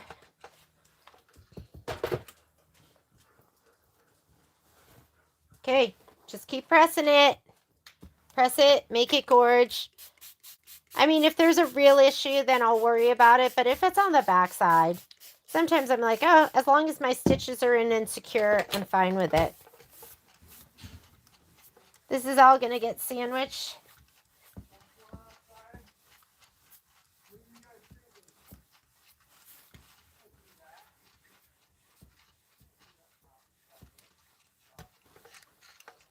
I think Patrick's getting the slipper.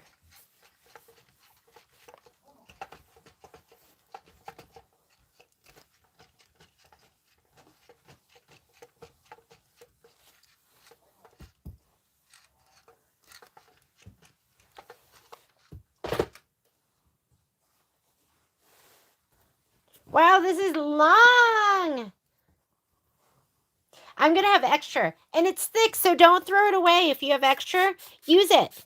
Just put it, you can put it on part of the, well, if you're piecing together the back like I do, you can use it in the back of the quilt. So I'll save pieces like that. And that'll be like a little happy treat that's going to be in the back of the quilt.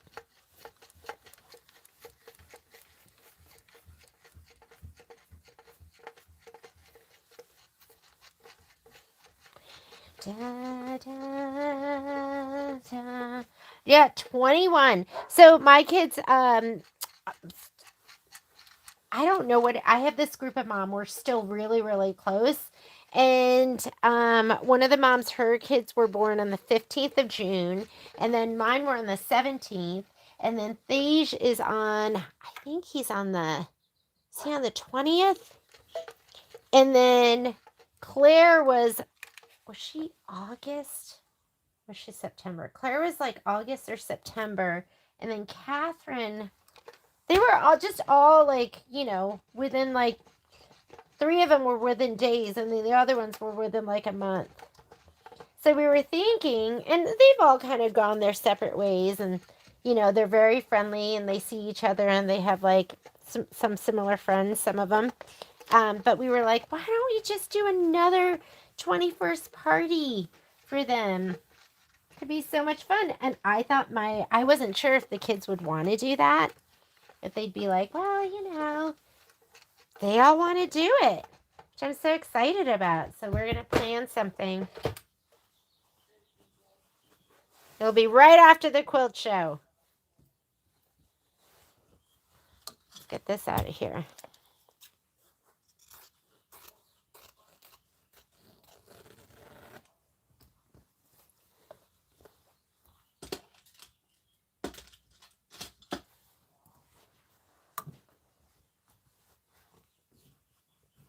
I have not, I'm over across the room away from my computer, so I don't see your comments.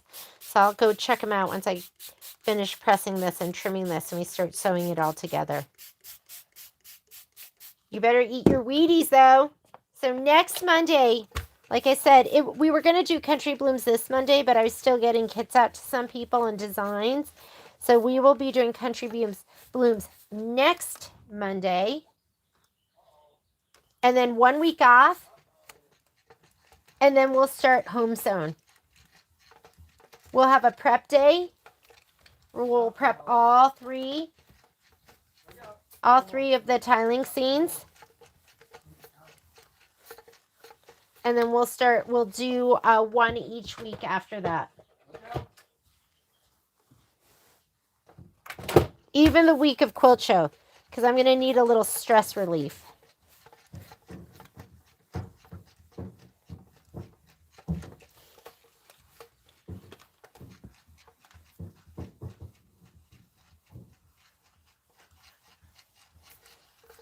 How'd it go, Patrick? Went all right. Well, okay. All right. No, it went well? It went well. Okay. I mean, there's like, we're going to rewrite a number, but it went well. I'm going to kind of eat something and try to get out for a ride. I wanted to turn the AC on, but that door would have We don't need the AC on. You're going to be out, and I'm comfortable. Okay.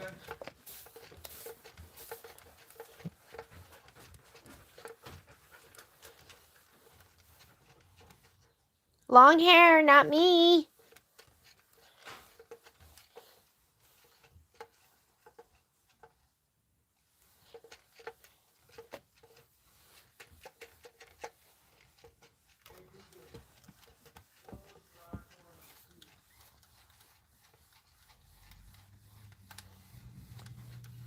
Was it Karen? It was Kathy, right? Who's the empty nester now? Tell me the story. Did you just take a kid to school or their own apartment or they bought a house or... I told Kai when he graduates from college that he should just live with us and just save money. I mean, we have a big old house and he'll be in town and... Right? Just makes sense. Why throw money at an apartment or something when you could just pocket it? Ah, so cute. I don't know why that looks like that, but I'm going to go ahead and trim this. So I think these are going to be what? 4.5 inches? I don't remember. You're going to do the same thing. 1/2 inch, or 1/8 of an inch off of one side. And then from that, you measure over, and it's 4.5 inches. So this ruler is perfect. I'm telling you, a 4.5 inch ruler, whether you get the 4.5 by 8.5 or the 4.5 by 12.5 or the 4.5 by 18.5. Is there a 15.5 too? It's a great size. It's a great size. And I find that I use it all the time. Here is my... All right. Let's go ahead and open this up and trim away. At least with this one, we only have 2 that we have to trim. But it's the whole length of the fabric. Let's make sure there's no pen sticking up there.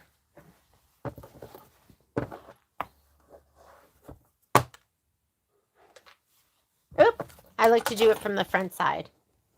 Front side. And I did mine in pink. Hopefully you didn't do it in a color that blends too much. You trim from whatever side you want. If you feel like it's going to help you to trim from the back side, you can do that. But for me, it's all about the front.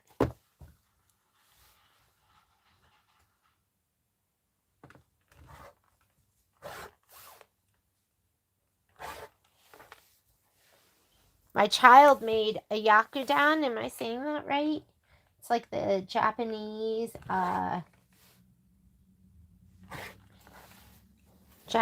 chicken and egg and onion, and you serve it over rice. They made that last night. It was so nice.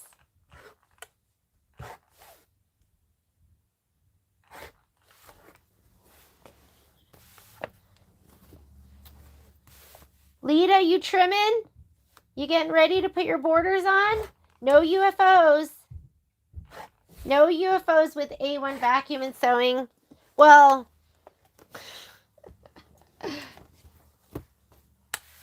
I can't say that. I'm like the ultimate hypocrite, right? Like, I live in UFO land.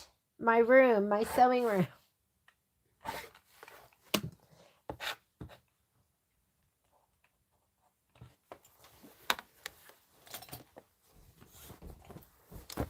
That's why you gotta sew with, you gotta do some sew dates with girlfriends or boyfriends or whoever you sew with, because then you just start, you chat and you don't think about the chore at hand. You're just enjoying their company.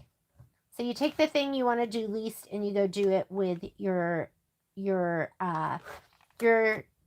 boyfriends or girlfriends or whoever you sew with, because it fills your soul. I feel like my soul is filled when I have time with my friends.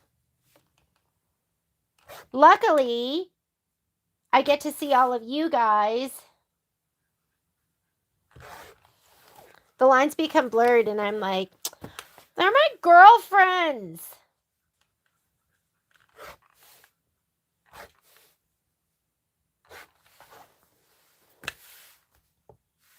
So work time a lot of times is playtime for me. Okay. I'm in the 1/8 inch mode. So I'm going to do the other one. And then I'll flip them both and do the 4.5 inches.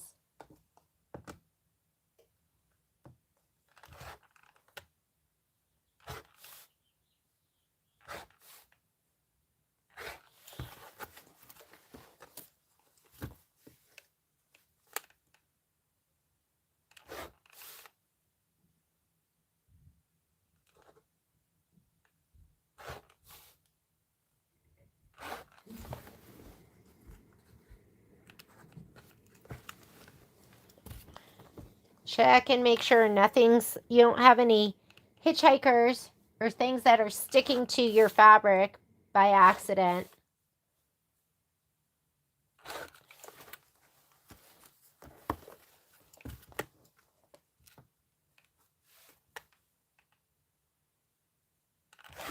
Oop, let me shut my door. I feel like there's a fly in here.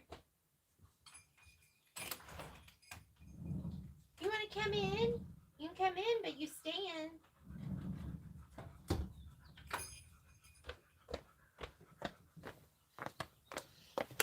Momo, I don't know. Momo, like, he can go either way, but Poppy prefers to be outside.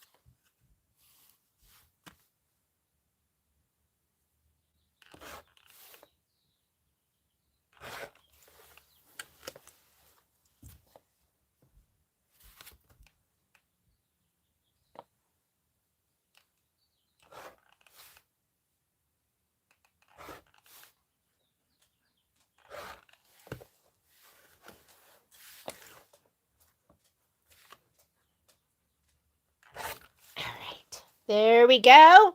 4.5 inches. Okay, I'm going to check your messages. Make sure you guys are doing okay. Hello, Miss Trish, Mr. Bart. Oh, enjoy them. Wonderful. Did Patrick service your machine? You make pot holders out of the extra. I love that, Renata.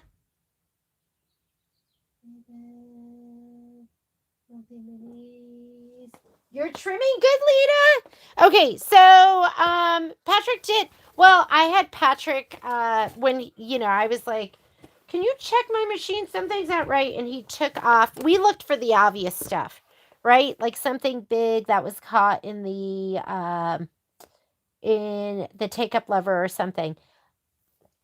And we didn't see anything. So he did not service my machine. We just took it into the store and the boys did it.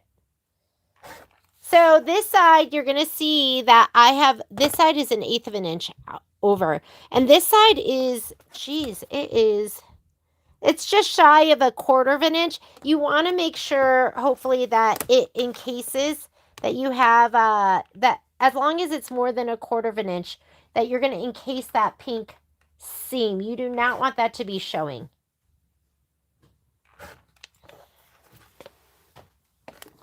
So as long as it's less than 1/4, otherwise you might want to rip out that stitch.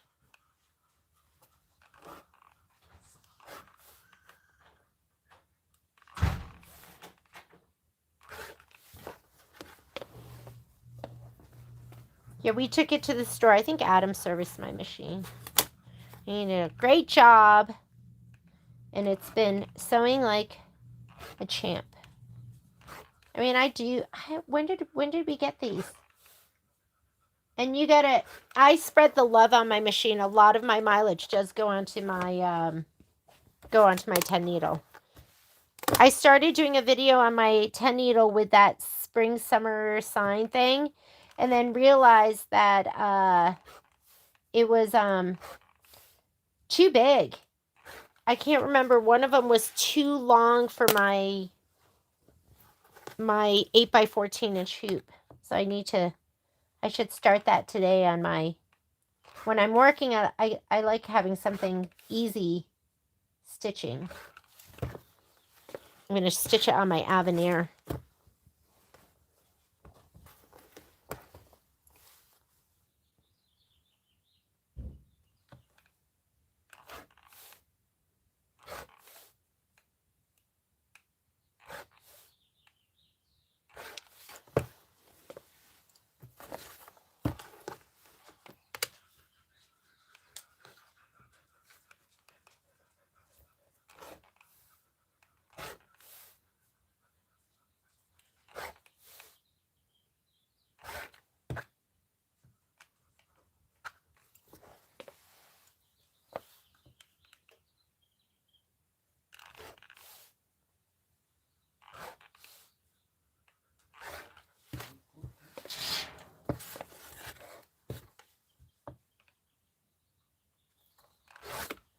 Alrighty.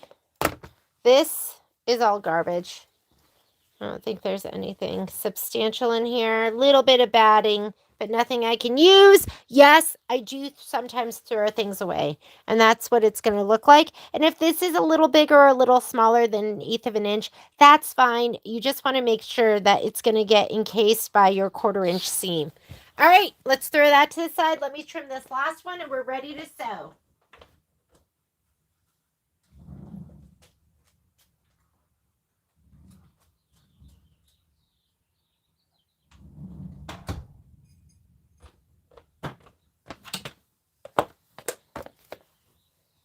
In the door, out the door, in the door, out the door. That's kind of how it works with my with my dogs all day.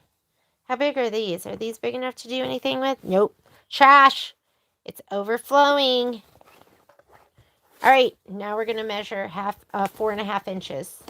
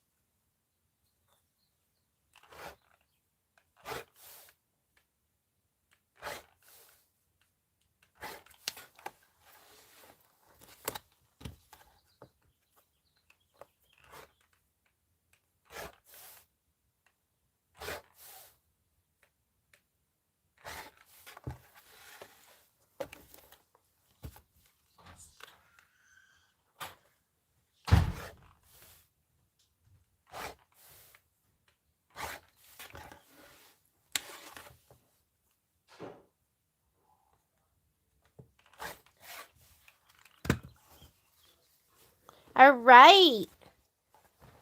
There we go. Love it. Okay, ready? We're going to sew everything on. So let me go ahead and put these to the side for right now because that's going to go on last. You are going to do the sides first. So the sides will go on first. And if you want, you can do all the measuring. Measure top, bottom, and center of your quilt. And then add those numbers and divide by 3. I'm just going to put mine on. What you want to do is when you sew stuff on, make sure you like... Did you grab the mail from the store? Did you put... Okay, perfect. As you sew on, if you've ever gotten like ripples or something, just give it a little bit of pressure. Not you don't want to pull and stretch, but you want to give it make it sure that it's a little bit taut, or else you can get those ripples on the side. I learned that from Michelle Burritt, and it made so much sense. And I was like, it's so simple. That's so simple because I have had quilts where I put on the borders and they have a little wave to it. So you don't want the wave. Let me go ahead. We're going to tidy up the tiniest bit. I'm going to pretend. Is Adam coming, Patrick? He's later in the afternoon. Yeah. Okay. 4:35 o'clock. Perfect. Adam's going to get me under control in here, put some stuff up so I can clean up a little bit. I don't mind a little chaos, but I like a little order too. A little bit of order is what I'm looking for. Lita, you trimming too? Trim it, girl. How did I get green over here? No. Hang on. Organizing my thread a little bit.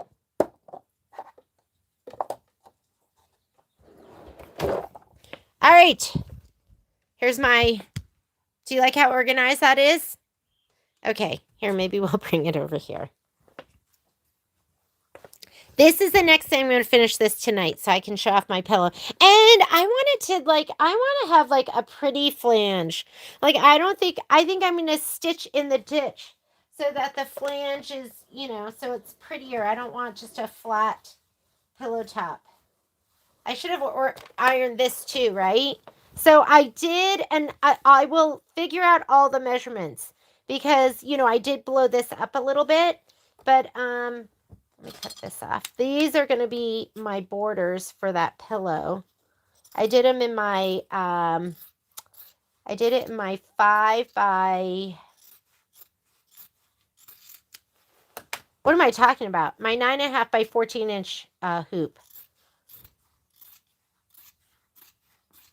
I'm just going to cut these so these are set and ready to go too. What I forgot was to cut fabric for the back. So I'm going to have to come up with some kind of fabric for the back. And I'll have measurements for you. But aren't these going to be so cute? These are going to be so cute. I have to look at the instructions because I think it wants you to cut right on the line. So these will be my side borders and my top borders. But I have to cut them in half. And then we'll put that on. It'll be so adorable. That's Country Blooms. So I want you to be as creative with that pattern as you can with your colors, because you don't have to do red, white, and blue. You can do something else. All right. Hang on one second while I get rid of all of this. This is my Tula Pink scrap binny bin. And I love it so much, but it fills up fast. So hang on a second. Let me get rid of this.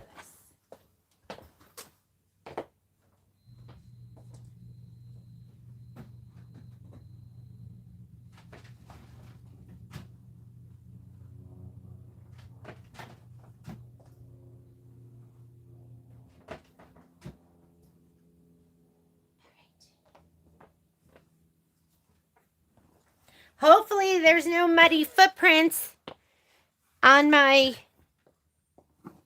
quilt top. Looks like Poppy's paws were dry. Okay. Here's all the space I have. I'm going to go ahead and trim off one of these ends so it's nice and squared. I am going to sew it and whack it. I know you're not supposed to do that, but I do that on not all of mine, and they all look great. So, so just be mindful about your tension as you're sewing it down. And I'm going to go ahead and trim this, and I'm going to sew to the sides. So first thing you're going to do is you're going to sew on the left and the right side. 1/4 inch seam allowance. I am going to, like I said, I am going to trim this corner so it's even. And then we'll sew the top and the bottom. So let's go ahead and just trim that.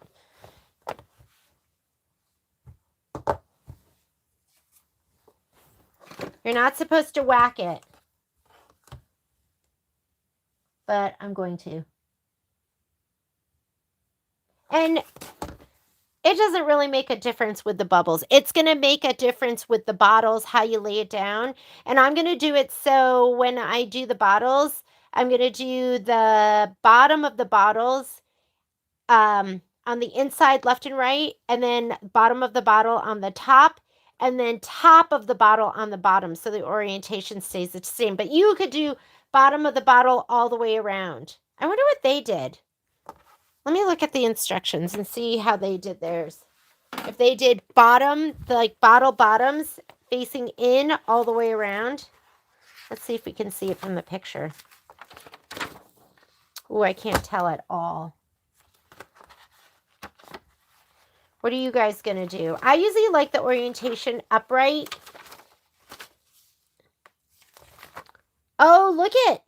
They did bottle cap in. You guys see that? So they did bottle cap facing in.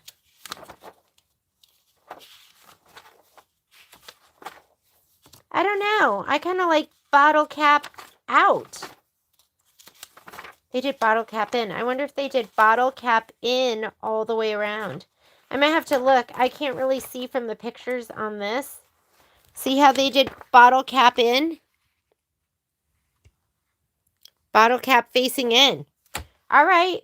Then maybe we'll do bottle cap facing in on the left, the bottom, and the right. And then on the top, have it bottle... I feel like I want it upright. I want to see their top. Let's see what the top looks like. Does it really make a difference? I mean, to you, right? And like what makes sense for your eye and your brain? So now I'm curious. I can't see the tops. Okay. Bottle cap in.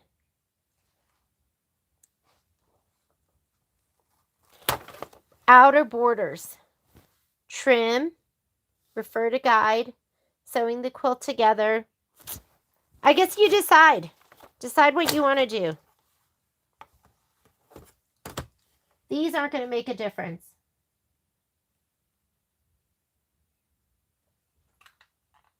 What makes the difference is if you have enough fabric, though. So I'm not going to whack the bottom just in case. What if I need that? But I think we have extra. So I'm going to whack it on 2 pieces. Mine, I think I did mine all the same length. That makes a difference too. Did you do them all the same length? That's what I've been doing lately. Just so I don't have to deal with it, I do them all the same length. And then if there's extra, I'll just use it in something else. And you heard, was it Renata who said she makes, she uses hers and makes pot holders? So whatever you want to do with it.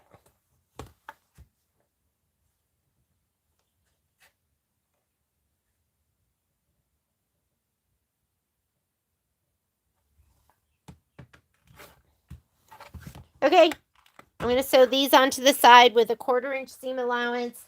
I'm just going to put a regular 3-1 bobbin back in there. And let's get sewing.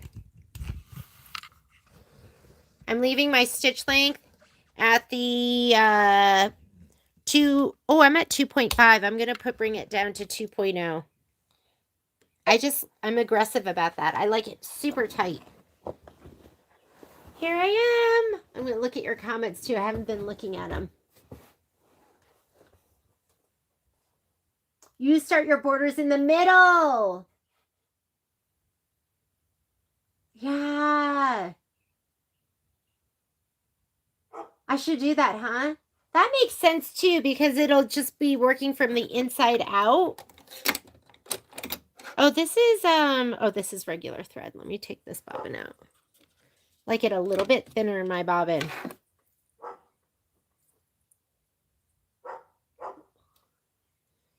Okay, let me snip this. I do not like having 2 tails.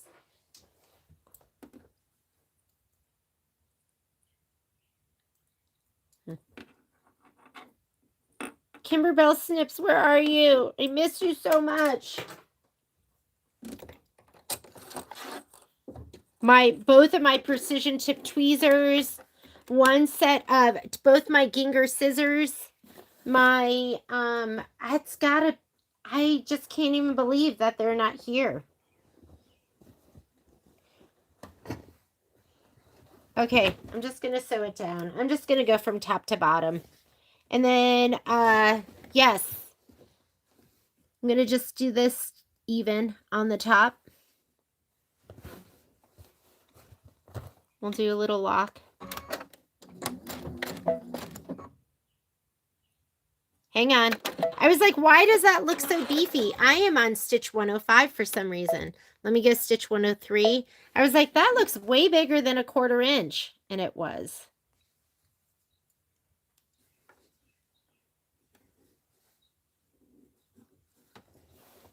Okay, side borders first.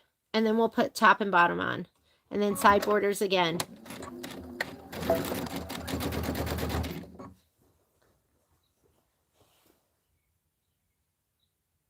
I would do bottle caps out. Yeah, bottle caps out makes more sense to me, right? As you sew this on, don't pull it, don't stretch it, but just make sure it's taut, and that'll get rid of the waves. Check the seams on the underside. Make sure you're not flipping them in the wrong direction. And taut with that,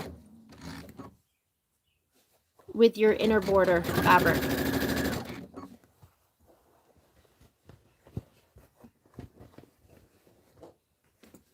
Taut will get rid of the waves.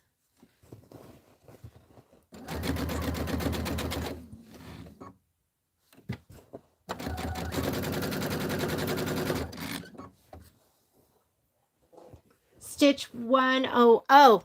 I like stitch 103. So just in my regular utility stitches, I like to do stitch 103, which is a center straight stitch.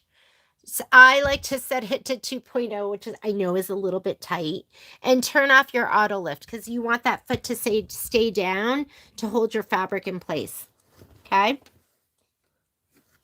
It's nice to go a little bit lighter in your bobbin than your upper thread. However, I most of the time, I used to do a matching bobbin, and now I just use my regular embroidery bobbin. It's just usually either a 60 or an 80 weight thread, polyester thread, and to me that's fine.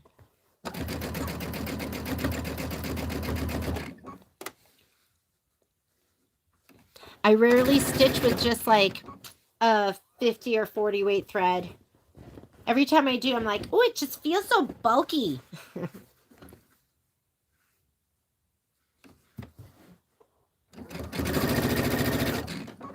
And just make sure your upper border fabric, you just make sure that is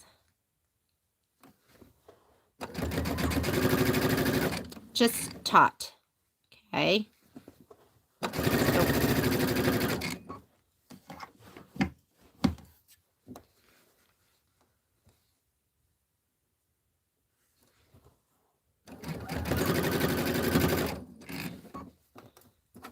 I had one seam go down and one seam open.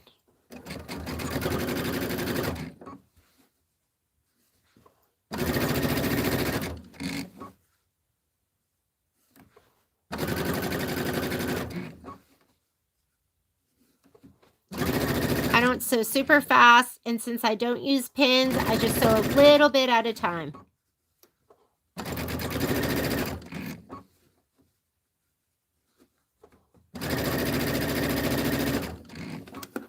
Check the backs, make sure everything looks good. And I'll press it and then I'll whack it. I know, don't tell Michelle that I'm doing this.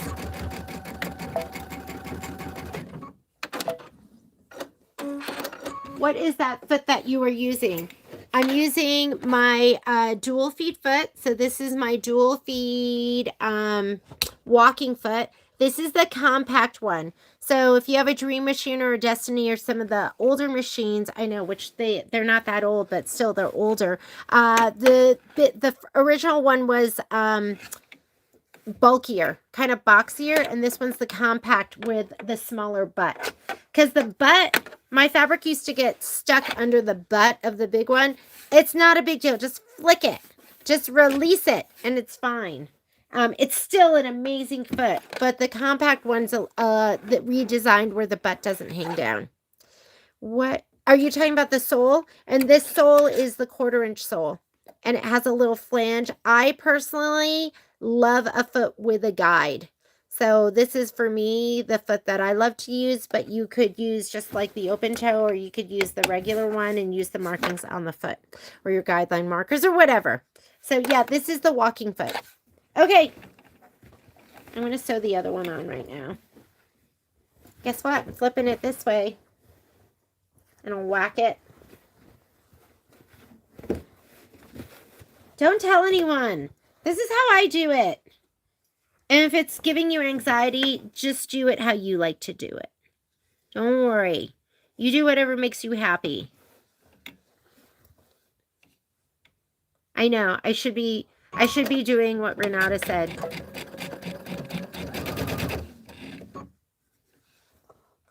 So a little bit at a time. Give your fabric a little pull, a little tug, just to make sure he is nice and taut. But don't pull it so much that you're stretching it. That'll eliminate your waves on your borders.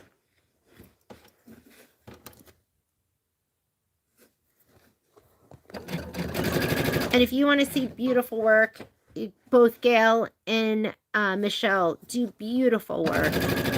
And everything always looks perfect. So I always say, find somebody who has what you want, do what they do to get what they got. And so when they give me good, except some of the stuff, like measuring in 3 spots, I don't want to do it.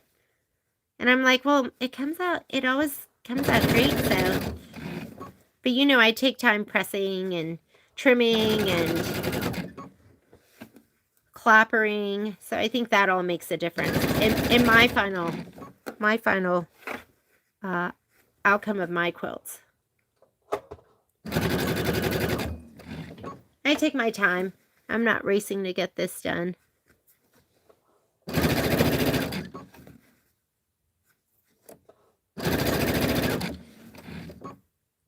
I'm going to sew all day today. I'm going to finish this. At least I'll finish the top for sure. Maybe I could even get it layered. Wouldn't that be great? Oh, but I got to finish my back.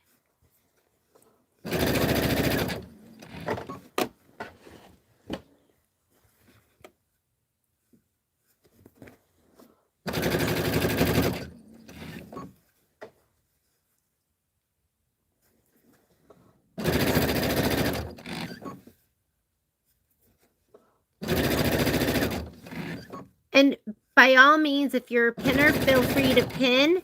I just feel like with something this thick, there's just too much, like it pinches and pulls the fabric in weird ways that I prefer just taking my time, going slow, lining up as I go.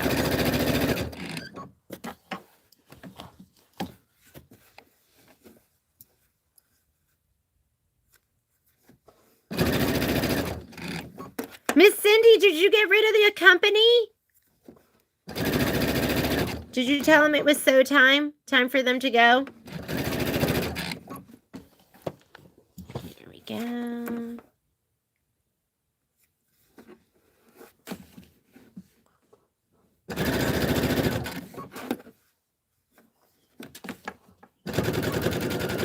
And when I whack it, I almost whack it not even totally straight. I'm going to show you what I mean by that.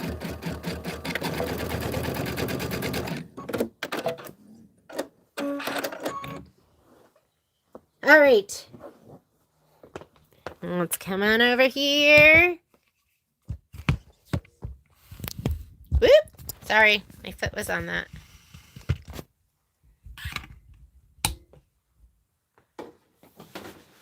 Whoop.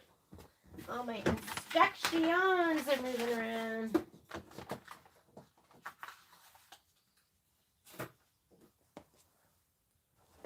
Okay, sometimes it wants you to press the seams towards the borders. Whatever. Sorry. Danger abounds. See how they want you to measure. They want you to measure. I'm not doing that though. Measure lengthwise and then cut your pieces. I'm not doing that. So press the seams towards the border. So it does want you to press the seams towards the border. Don't press on your rotating mat. And do not press on your ruler. So if I feel like it, sometimes I will press with what I've just sewn just to relax the seam. I want to just relax them a little bit before I see. It just softens them up and relaxes what you just did.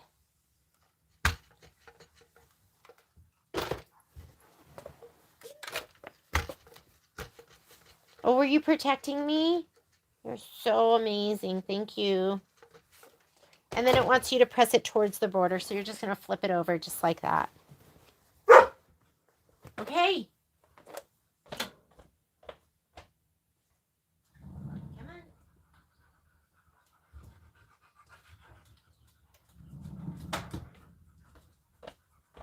Do you guys like at least we don't have we have the gardener for a while and it was so loud because and sometimes I'll fix this later on. I am going to just snip this part off, but I'm going to snip it a little big so I can trim it down to how I really want it later on. But when I trim this, a lot of times I ever so slightly down instead of straight and never up. Like, you know, you want to be straight in line with this. But I oftentimes will do just like the slightest bit down into this way. Otherwise, I don't like when it's like, I don't know how to explain it. I just feel like sometimes it could, it goes in directions I don't want it to go in. Okay, should we get our press cloth? I know some of you had, I saw some of you had posted that you had, whatchamacallit, your micro velvet had like Mars in it, or it wasn't like, it wasn't smooth and pretty. So you can reach out to Kimberbell. And I think they sent new micro velvet out to people.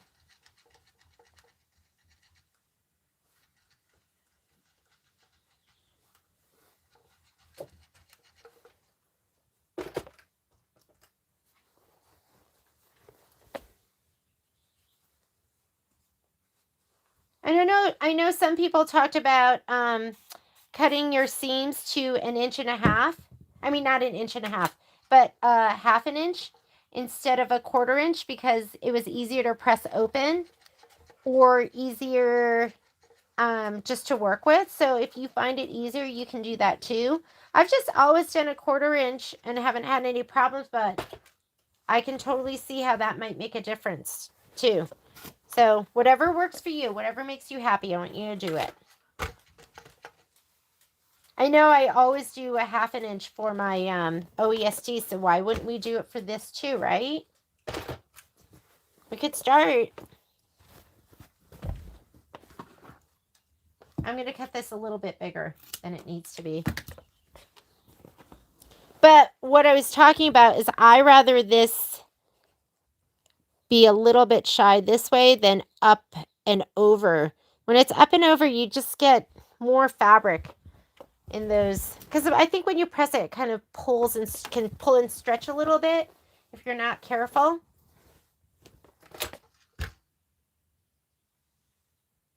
And if you need a press cloth or if you need a Teflon sheet, we're going to be near the vinyl and the soda bottles, the beverages.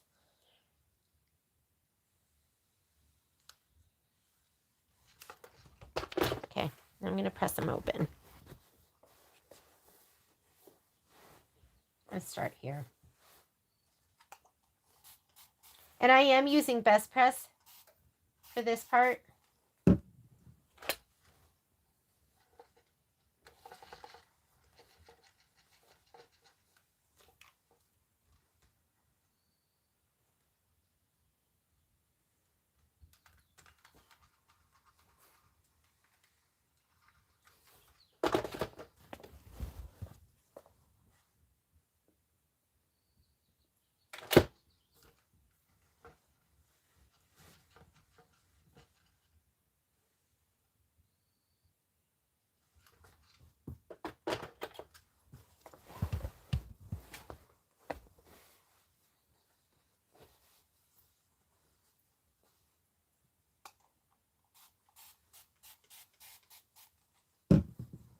Just be mindful of that vinyl.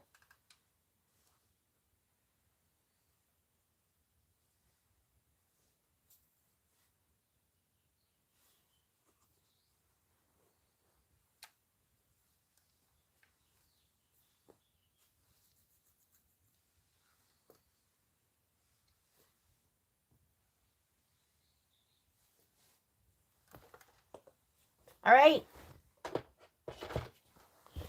Let's put on the tops.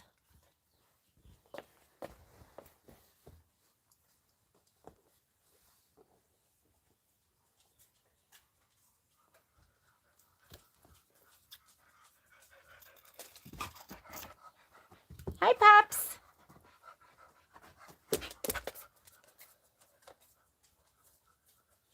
Sometimes I'll just leave it with that little edge and I'll just focus on right here just to make sure it's like enough fabric and then it fits on. And I'm okay with this. I mean, it's so slight, but I'm okay with this slipping down the tiniest bit.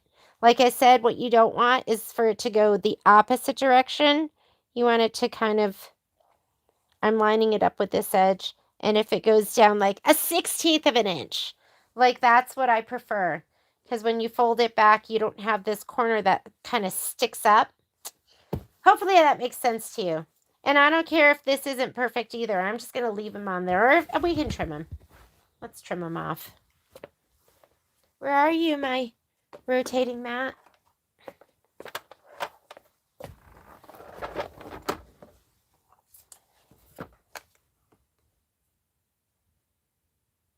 But I might trim him down the slightest bit too, because I will be mindful and paying attention to the fabric on that corner.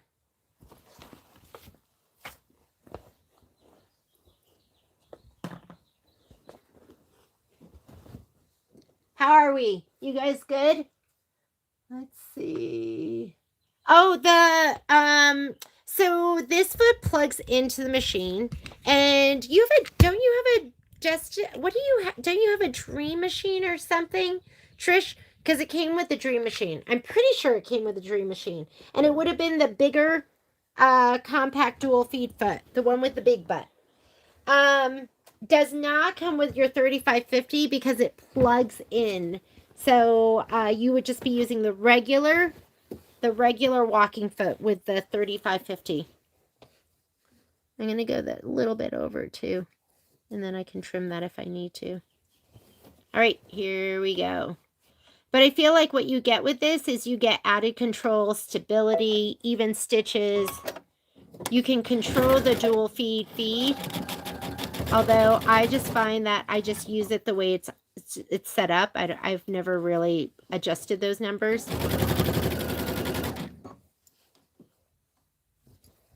I'm going to make sure that seam is open and flat as we go. Here we go. BRB have to water. I'll be right back.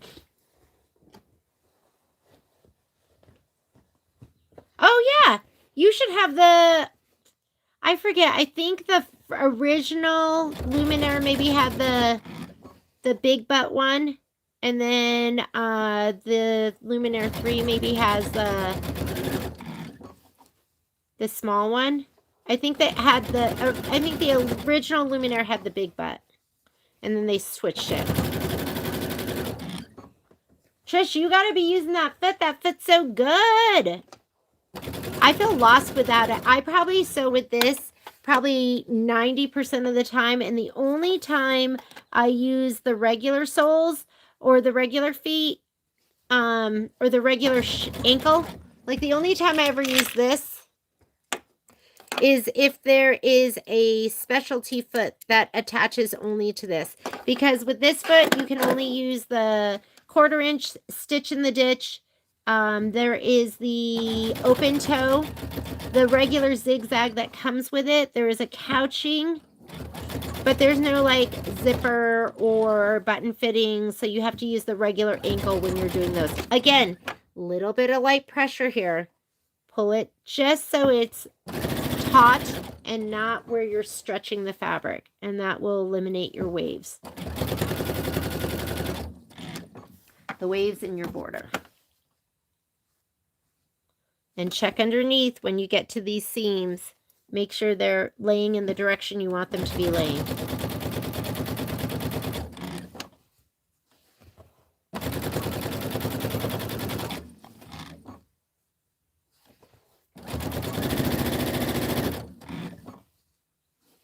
Make sure you're not using your auto lift. You want the foot to hold your fabric in place when you reposition your hands.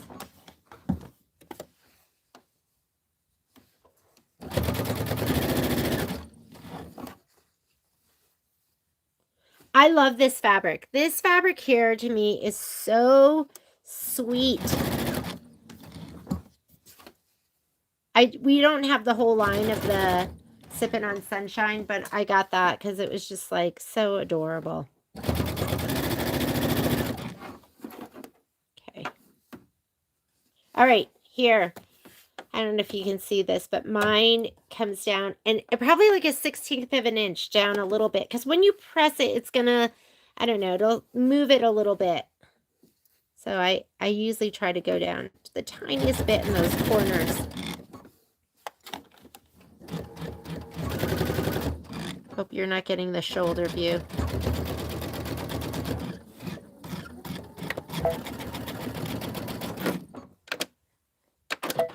Okay, that one is on. And when you put it up, it'll just be perfect. All right, let's do the other side.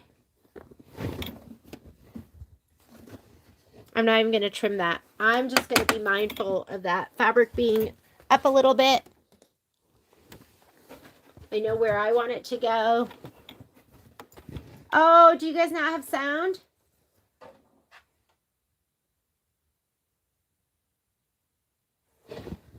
Maybe refresh. Betty says her sound's okay.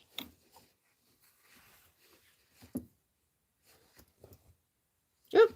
Let me trim this. Oop. Scissors.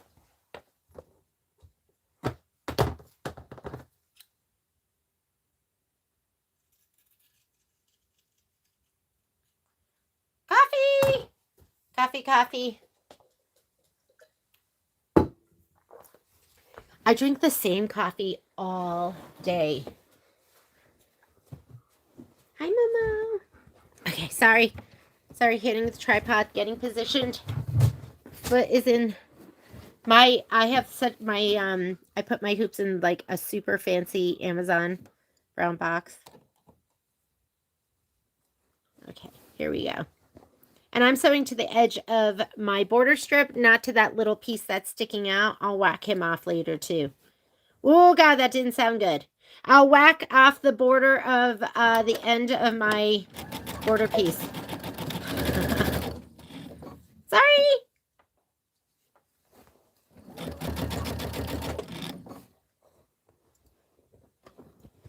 I know, when in doubt, restart. If I'm ever having any issues, I go, okay, because I'm sick of Patrick being like, well, when's the last time you restarted your computer? And so now I just do it myself.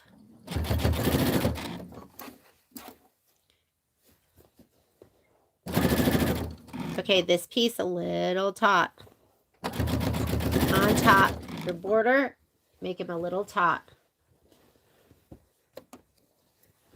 Oh, Rena, so yesterday when we went hiking with the dogs, I felt something like bite my arm and I smashed it. And then I had this smear of like orange and I don't even know what it was. Oh, but it bothered me for a while just thinking I smashed it. I'm the type, if there's a bug in a room, I leave the room. And then I come back and hope that he's gone. Kai will always catch it in a cup, like take a cup and like put it over the bug, and then a piece of paper underneath and like take it outside. I'll do that too. I can't smash a bug anymore. I can kind of smash an ant, but even that I just have a tough time doing. Just the idea that I'm squishing the innards out of something. I get Patrick.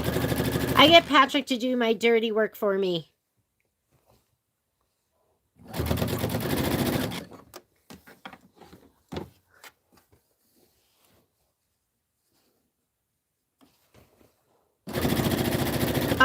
But do you guys remember, like, just like, how about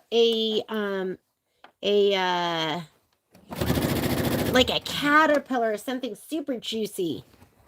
Can't do it. Can't squish it.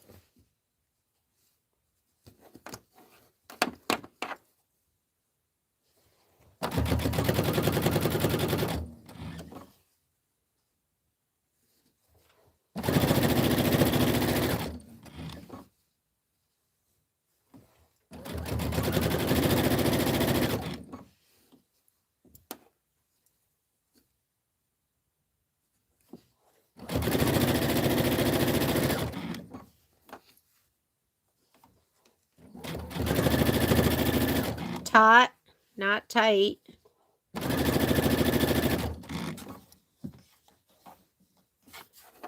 Yeah, I would have to turn a caterpillar loose.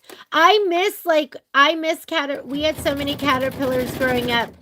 I remember when we had that gypsy moth problem back in the, I don't know if it was everywhere or just New England. And you had to put tape on the bottom of your tree because you were just, okay, this one. I'm going to pull it to the inside just the littlest bit. This is over a little bit, so.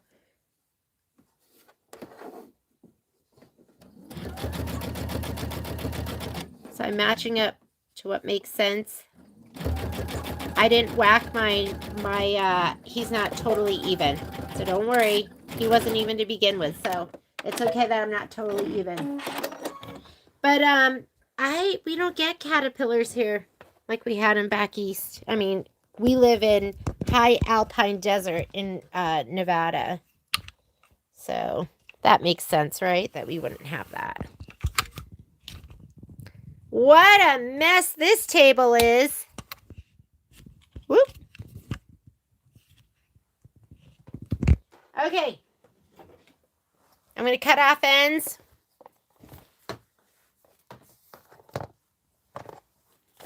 I'm not going to cut them even. We'll worry about that later. This is my leftover. I can put this in something. I'll put this in the back. It'll be so cute. Just a little surprise back there.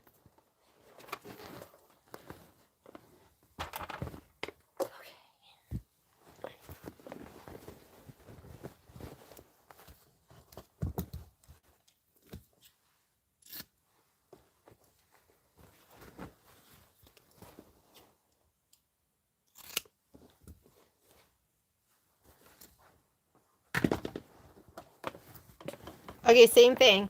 I'm going to relax him a little bit, and then I'm going to whack him.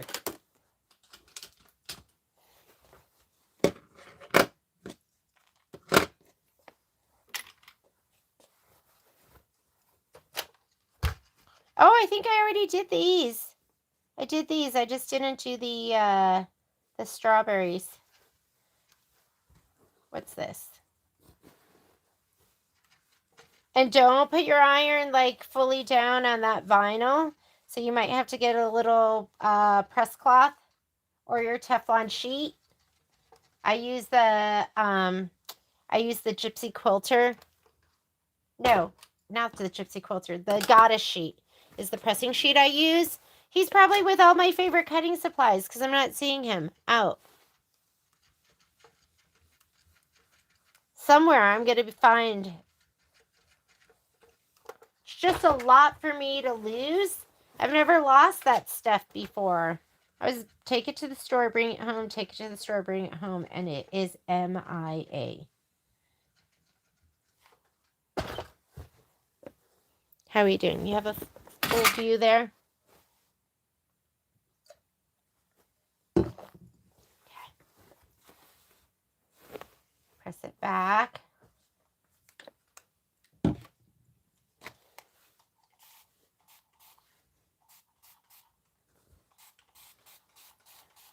Oh, that watermelon is cute. Be mindful right here. Don't take it. And maybe that's why mine would like push out a little bit because I would just take the iron. Now I'm just going to fold it back and just kind of press him down. There we go. Just so it's nice and square and it's not fanned out on the end.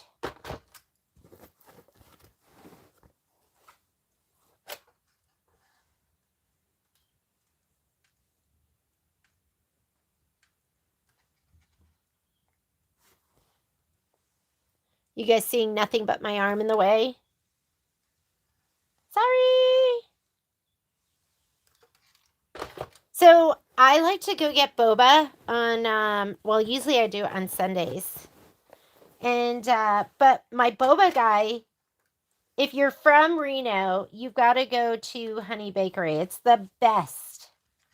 But he goes to China a couple of times a year. And so I think he's there right now. I tried to go, but I'm hoping he's back. All I can think about is I think I want boba today. I used to go Violet and I used to go every Sunday together. But then I got cancer and I was like, okay, maybe I shouldn't have boba every Sunday. You never know.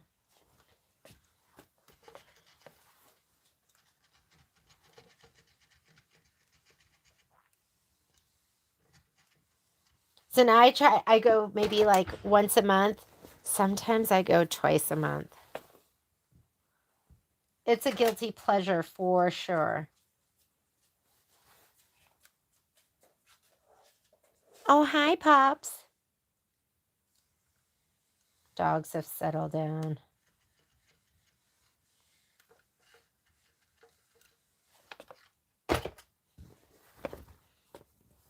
All I can think of, though, is I usually get the lychee or the honeydew boba. And what I love about him is he uses fresh fruit and not like the powder.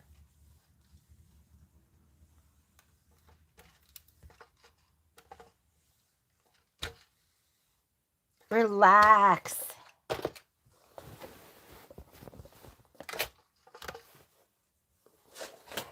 Hey. Calm down. Calm down. They heard a neighbor's dog bark, so they started getting all fired up.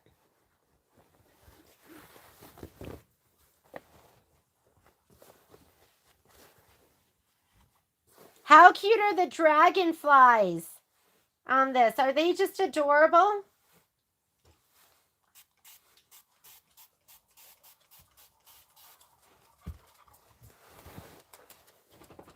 They're so adorable. And the sun, I could just walk through this quilt and just point out like 50 things that I love about it.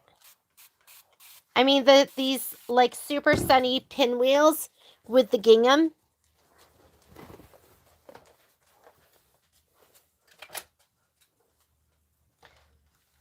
Just don't be too aggressive with your pressing and sorry, that's one of the things. Every sew along I should start by saying some things you have to put up with my sew alongs. Number one, the dogs. Patrick says I should just crate them during the sew alongs, but they're my babies and they just want to come, they just want to protect me and be close. Oh yeah. There's a lot of talking out there. Hang on, I am going to shut my door. Hang on. Nope, you're out. Go.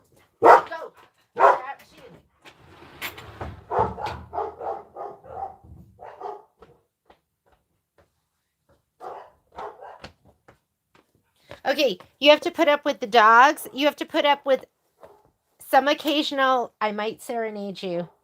There might be some singing. And it's never good.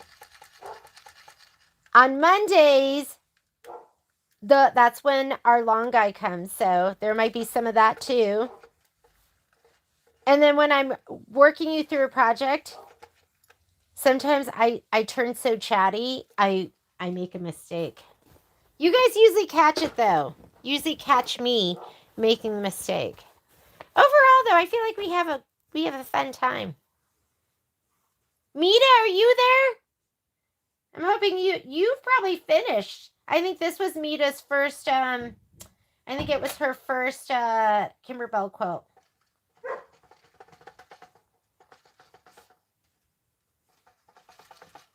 And you've worked this hard. Take time and care just finishing up. Don't rush it through. Don't just slap everything on. I mean, I do whack it, but I whack it neatly. My borders. I'm talking about my borders.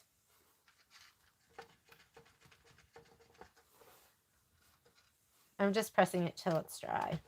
Okay. You just don't want these to pinch up and spread out and get big. You want those corners to be nice and controlled. All right, guess what? We're ready. I know am I so slow? Okay. Facing in or facing out? That is the question. I gotta tell you, I'm a facing out kind of girl. To me, facing out makes more sense. Hang on, I'm gonna turn him the other direction.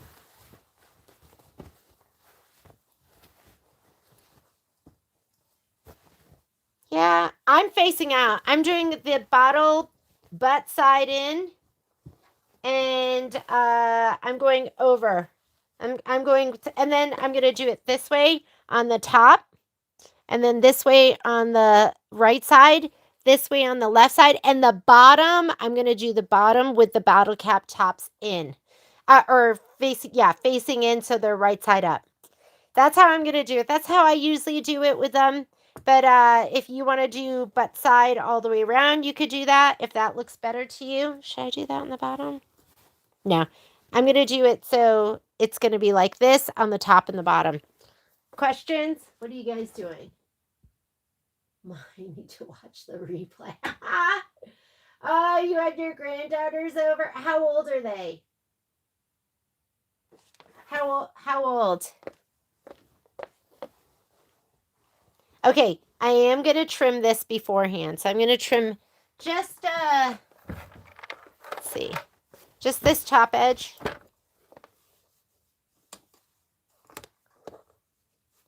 And go right beyond there.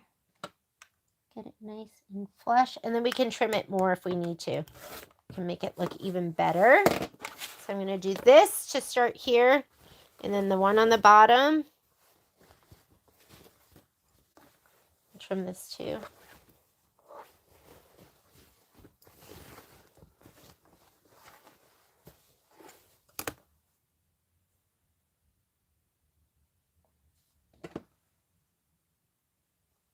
And I sewed, how did I do this? I sewed the strips together. So these are doubles, but I'm not going to cut it until I sew it onto the side, and then I'll cut it down.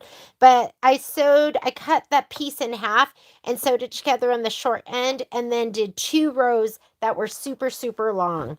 This is so cute. I just love it. I love gingham. Love gingham. Makes me happy. Reminds me of the days that I sewed for Violet, because I did a lot of like stuff like that, like gingham and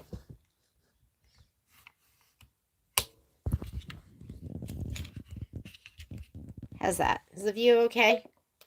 Alrighty. I have a little overhang here. I'm not gonna whack it off. I'm just gonna leave it, and I'm gonna be mindful of that when I go to sew this on. So here we go. I'm doing bottles bottoms in. Now fold it over, and I'm going to pay attention and sew on that edge and not worry about that. I can trim that off later.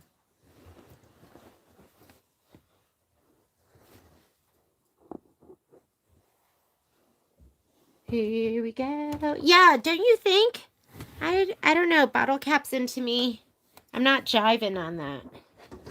I am going to line up this top because it's so big now, so I might as well line it up. All right, here we go.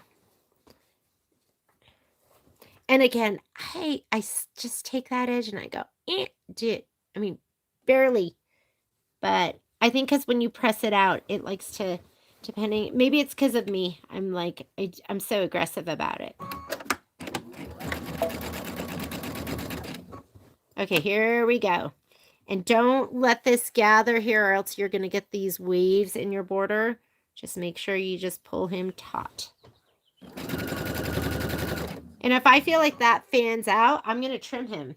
I'm going to trim him down. We're doing the side borders, and I'm doing bottles, butts in. But you can do bottle caps in. Take your time. Get situated. The quilt's getting bigger, so you're going to have to manage your fabric. I just take my time and reposition. Give your fabric just a little pull just to make sure he is laying nice and taut, but don't pull him to the point where you're stretching. Take your time.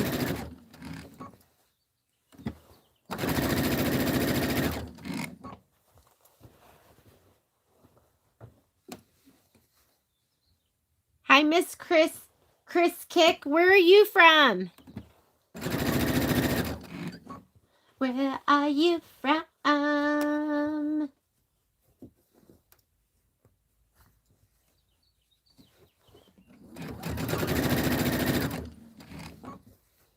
I know I should have given you some advance notice. I honestly didn't know what I was going to work on today. I had a lot to choose from. Oh my God. I was pulling out in all things give thanks and the full bloom one. And then I was like, oh, look at that. I never finished this Everett's tiling scene, the one that has the lighthouse. Not done yet. I'm usually really good about finishing those. Central Ohio. Nice. I know what a Buckeye is. So my mother-in-law is a huge Penn State fan. You know, Patrick grew up in Penn State. And his dad had tickets on the 50th yard line. I mean, they had him for, I have no idea how long. They gave him up maybe like 5 years ago or something. And she always asked us to come out for to bring the kids and come out for a football game. So when we went out, they were playing the Buckeyes. And I was like, what is a Buckeye? Didn't know it was a nut. A nut that kicked the Nittany Lions booty. It was one of those games where they were winning and then they lost it at the very end. But it was a whiteout game and it was so much fun. We all wore our white shirts.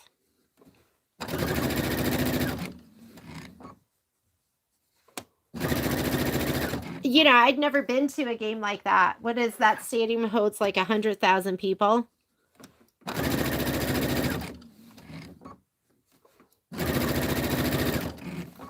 It was an experience. Okay. Again, right here, mine's hanging off a little bit. I know that, so I'm not going to line up with that, and I'm not going to make it go to the right. If anything, I'll make it go to the inside a little bit. So when you press it, you don't get this obnoxious corner. I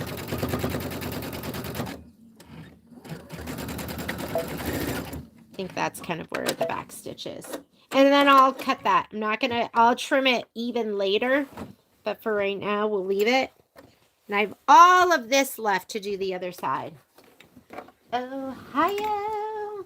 I just watched Love is Blind, and they were in Ohio. I think Nick Lachey's from Ohio.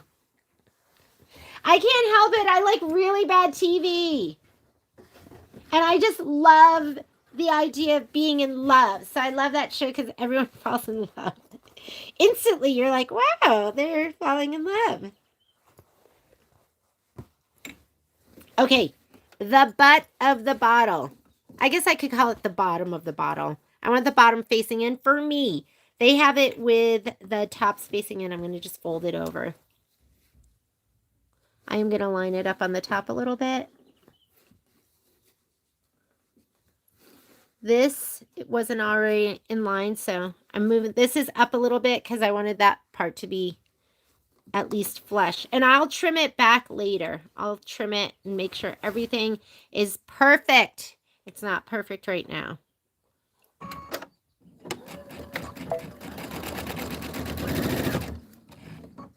How are we doing? OSU Penn State games. Oh, OSU. I was like, what's OSU? Yeah. You guys have a healthy rivalry there.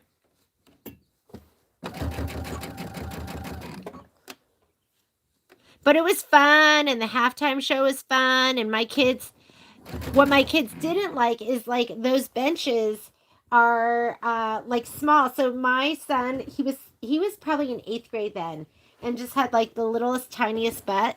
But the guy who was sitting next to him had a big butt, and so his big butt was in my son's little butt seat, and my kid did not like that.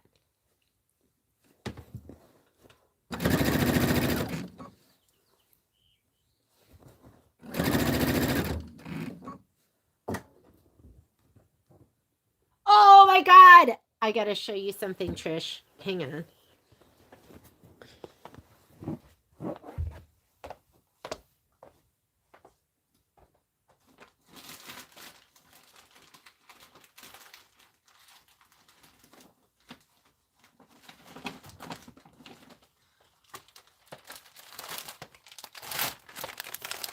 What is this? I don't even know where to begin. Look at, here are the buttons and everything, but I found, where is it?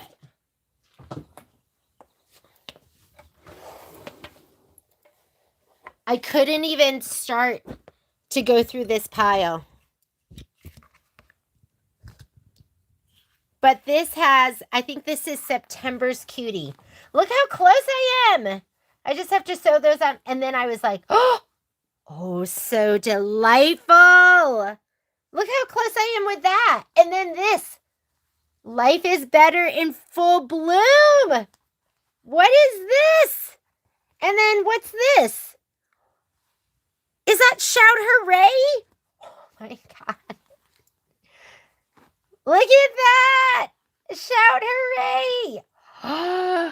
All right, now you guys, I even have the back done, right? This is for one of those bench pillows. Now you know all my dirty secrets. There they are. You just saw them. Oh, no, look, there's more. Here's more dirty secrets. Okay, let's just put it back in there and we'll just do it some other day. There we go. That's how I forget about my dirty little secrets. I just throw it in the drawer and shut it. And then I don't think about it. I don't think about it until I'm like, what am I going to do today? Let's work on UFOs. And I pull that out and I start to get super overwhelmed. I'm like, what is wrong with me? That's why I need you guys. I need you. I need you more than you need me. Okay, here we go. Let's finish up. Yep. Yes, Delta! Oh my God. Delta. And you know what's funny? I have a lot of finished stuff too. So you're like, wow. I need time. So I work a lot. I probably work like 80 to 100 hours a week. This week, it was probably just 80. But normally, I probably work like 100 hours a week. I usually stay at the store until like 9 or 11, at least 3 days a week. And then, so, yeah. It's hard getting it all done. Someday, I'm just going to be sewing. Someday, I'm just going to, that's all I'll do. You guys better get ready for that. You're going to be tired. You're going to be like, I can't keep up. She's killing me. Yeah, because then I'm not going to be at the store shipping and sending emails. I'll just be sewing. Oh my God, Delta, did I just stress you out? What is that pile? Why isn't it done? I'm sorry. And you know what's hard? That's why I'm glad I'm finishing this up. It's hard to go back to that. It's hard for me to go, okay, where was I at? And where is all my stuff? Because I do have some random stuff in places. Right, Chris? I need to retire. Not yet. And when I retire, that's going to mean more sewing. And not just sewing. There's other stuff we're going to do.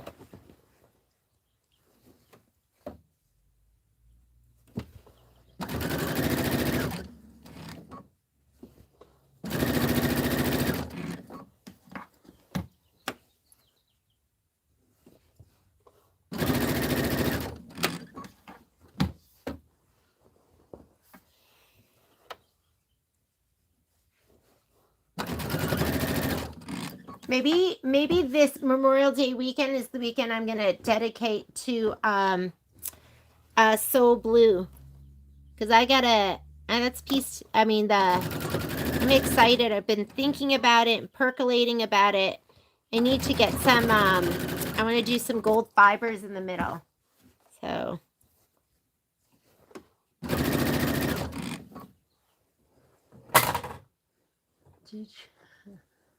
Oh my God. How much I get delta. It's how much I get started, not how much I get done for sure. And then I was like, oh my God, I still haven't finished my freestanding lace haunted bridge. And I did all the freestanding lace and then never put it together. Shoulder, you're getting the shoulder view. Okay. And again, I have a little overhang here, so don't stress out that I'm not totally lined up. And I'm going to, more than anything, take it in a little bit. So when I press it, it fans out to be perfect. I'm going to back stitch here a couple of times because I'm going to whack that off.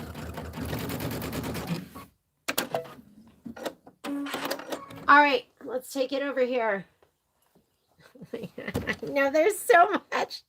There's so much. I just try to, I put it in the drawer and I shut the drawer and I forget all about it.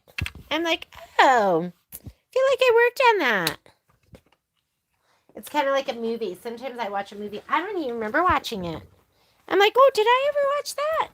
It's like projects. I'm like, oh, I think I did that. Look at all the extra now. All this extra is going to be used on the top and the bottom. And I'm going to trim this up and I'll trim it up really pretty later. But for right now, I'm going to just trim it kind of, you know, a little bit, not totally even. Can't even tell. How about we trim from the other side? Let's be smarter. Does anyone have a sewing room like mine? Do you have a drawer of dirty secrets like I do? Or is it just me? Is it just me?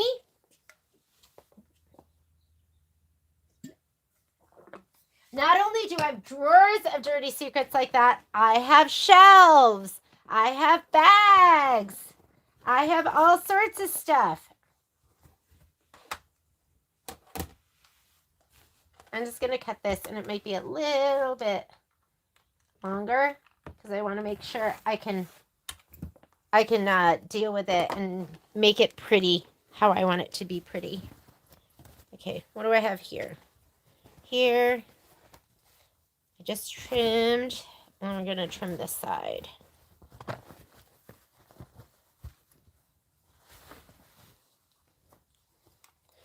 Well, I stitch out almost every Kimberbell project that comes out that we kit in the store because I'm always trying to, I'm going to give this, I'm always trying to get you guys to finish. You guys are better at finishing than me.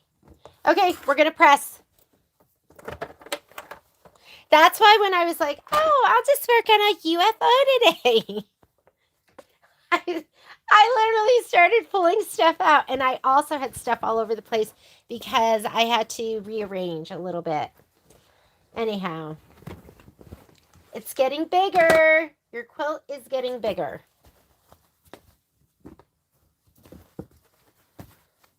Now we added 4.5 inches on.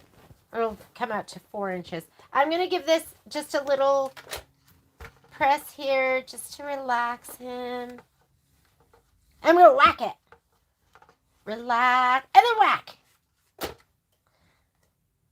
This is not my hair. You know what could be? This could be pre-cancer hair.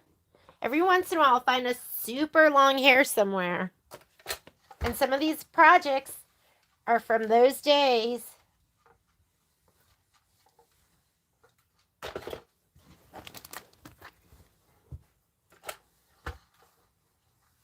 I did the sides first, right? Yeah, sides first. Oh my God, get out of here. Oh, so delightful. We might have a couple Oh So Delightful kits left.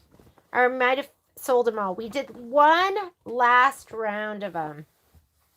Oh, it's so cute. It's so cute. It's so cute.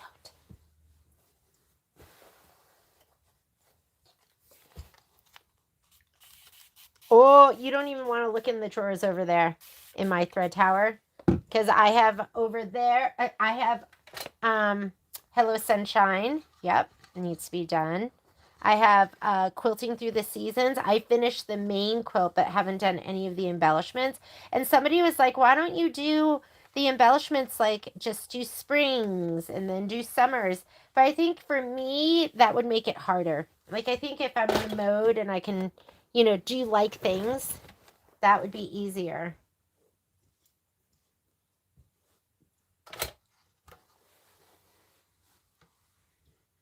Are you guys all giving me thumbs down now?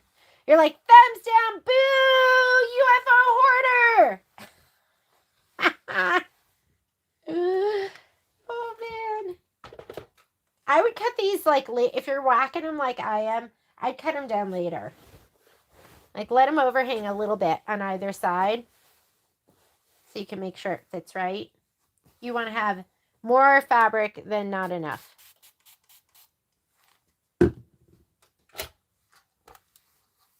Boo, non-finisher! Yep, that's me.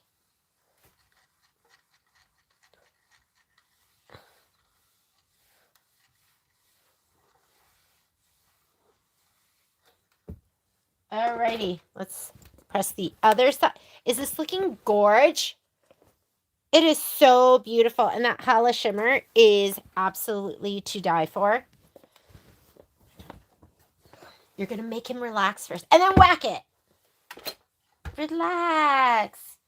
Settle in your fat whack. That's how I like to do it. The heat just sets it a little bit and just makes it a little bit more pliable.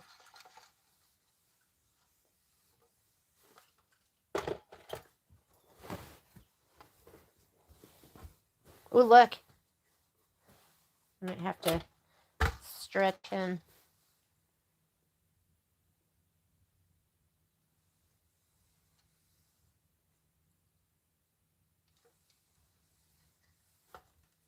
Oop.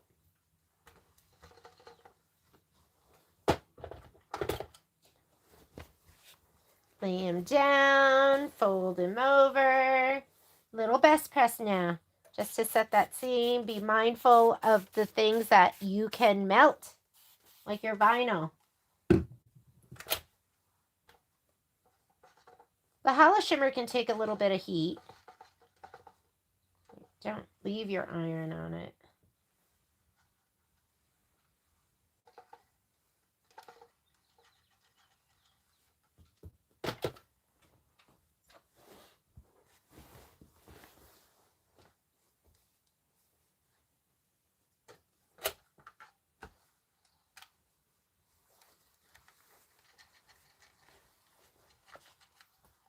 And I'm telling you, the muslin as your base is just going to make everything way more pliable than the no-show.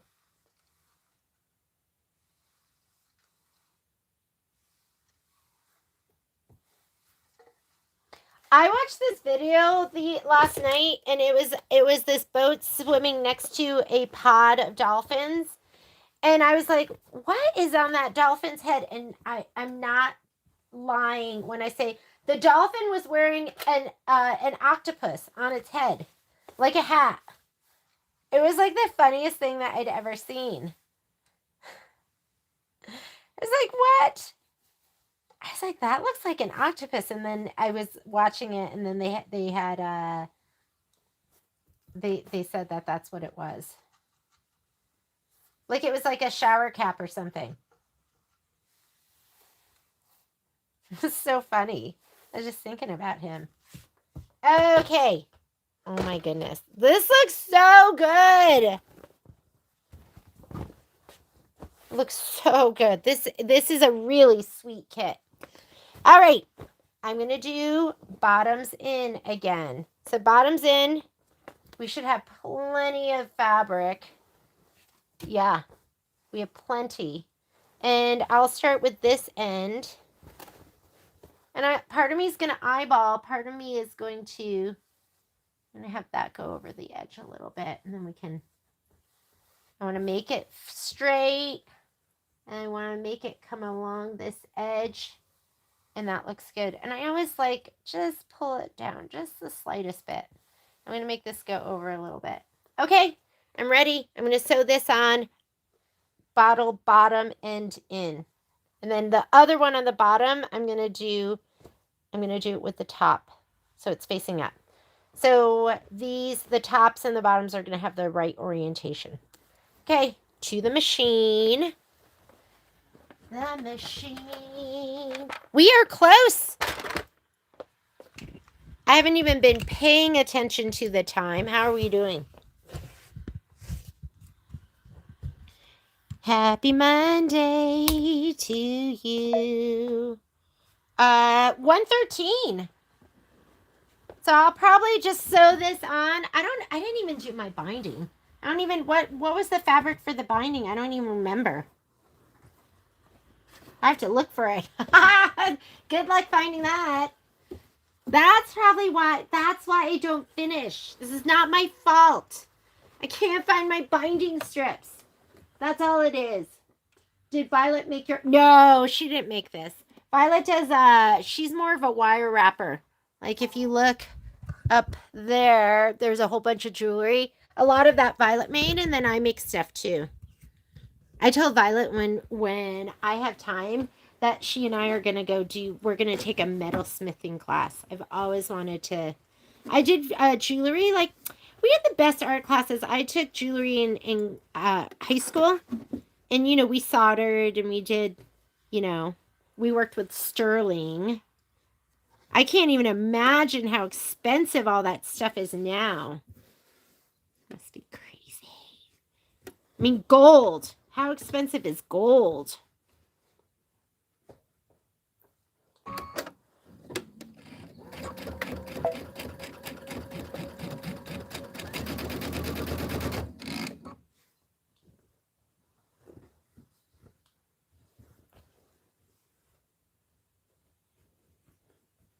Oh, is that how we met? That is so funny.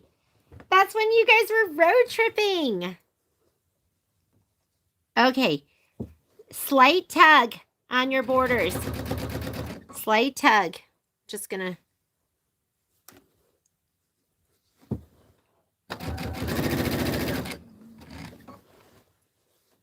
And I just prefer to have a little bit hanging off so that I can adjust if I need to. I know that's probably not how people do it, but I don't know. That's just what works for me. Has it been a year, Trish? Has it been a year since we... How cute is he? The little dimensional dragonfly?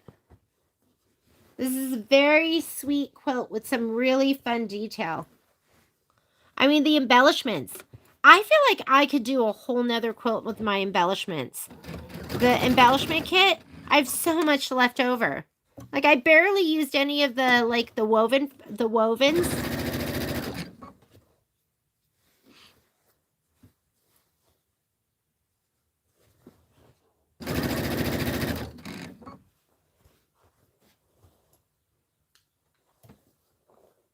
Bench pillow, we will be... Oh! Okay, land that I love. How much is it, Lita? America, land that I love? Go get it, guys. It's on sale, and I think it's cheap. They sent a note out, and I think they said, what, $5.99? Get it. And then I have a feeling we're going to sell out of the kits, but we have the backing fabric, so I haven't put them up. I'll show you what I'm talking about, though, but they're going to be adorable. I have to get the rickrack and stuff for it, so I'm still not quite done. I'm not quite done putting that kit together.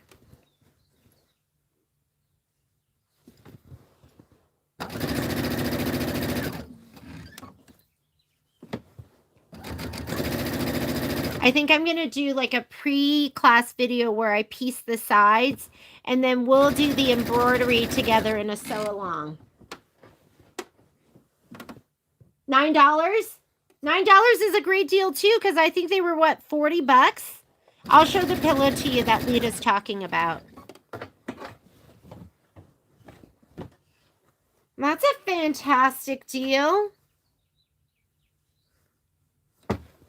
And if you use our affiliate link, we get a little bit of credit. So on our website, we have a it says affiliates, and I think the very top one is Sweet Pea, and then it's Kimberbell. And if you click through there, it takes you straight to the Kimberbell site, but it links us to it. And then when you guys get something, we get a little bit of a commission. And I know it's an extra step, but we always appreciate when you guys do that.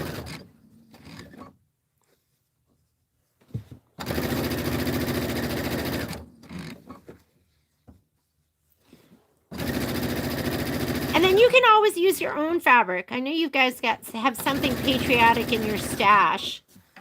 Or you could do something really wild and fun and unexpected. I always love that too.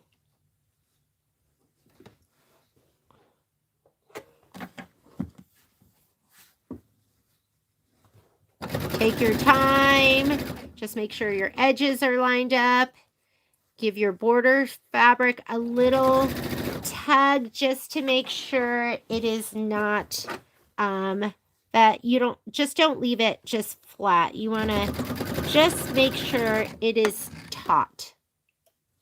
Okay, here we come. All right, so this is actually, oh, they do not like being, I locked them out because they were being too loud. Naughty.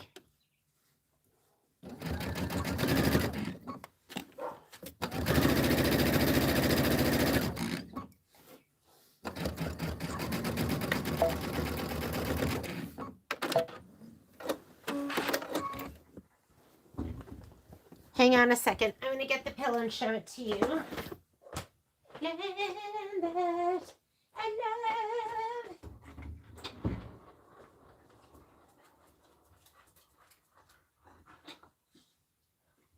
So here are, you guys better behave or you're going to get kicked out again. All right. I love this one. This is like one of the first ones I did. And this is pre-background quilting.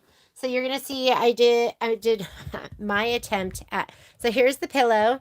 This is America, land that I love. And this is what they're talking about that's on sale. So it's what, $9 on the Kimberbell website. And what we're going to be doing, I brought this home because I was like, oh, maybe I can take some pictures and stuff. So this is our background fabric. This is Riley Blake. And this is going to be the background fabric, like, it's going to be like our white fabric background. And this blue right here is going to be the little border here in America. And then this fabric is what you're going to get for your pinwheels. So here are the pinwheels right here. The pinwheels. So this fabric right here is the pinwheels. I don't have the backing fabric yet, and I'm not going to have it until June, but this right here is going to be the background and the binding. If you're going to do this, you'll get an extra 5 inches for the piping that goes around the pillow. And then these are, you'll get a charm pack too. And the charm pack's going to have all of these fabrics in it that you'll use for the borders, and then you can piece your borders. So those are going to be on either side. Isn't that cute? That's so cute. And then I will do a class to show you if you can either, look how bad, like, that's my stippling. I know, it's awful. So embarrassing. So embarrassed. Okay, that is me trying to stipple, and that's why I prefer the machine, because the machine will do it for you. And anyhow, that is the pattern that's on sale on Kimberbell. What thread color? I mean, you know, you're just gonna have your traditional red, blues, and probably cream. These are creams for sure. And then this doesn't make a difference because you're just gonna be piecing, right? Okay, hang on. Poppy is demanding I let her out again. Open the door. Shut the door. Go.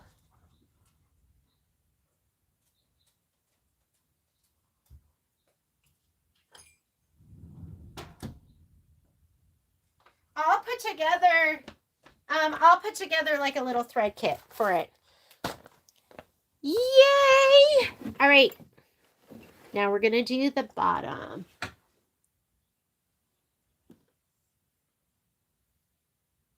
We do anything.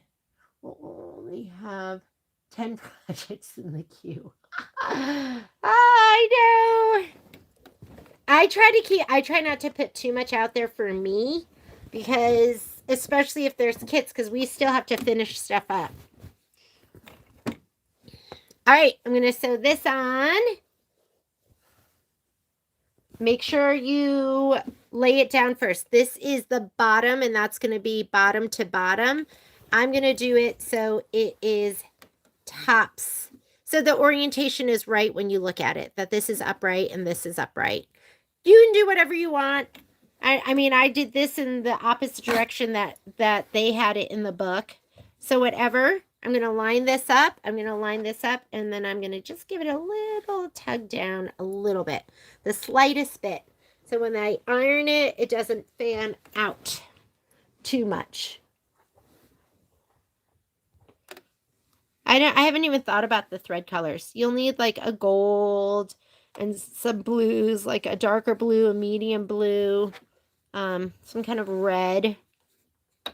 And I have this go over the edge a little. Wait, look it. I have all of this over here. I don't want to start way out here. I'm going to move this out and we'll just trim it.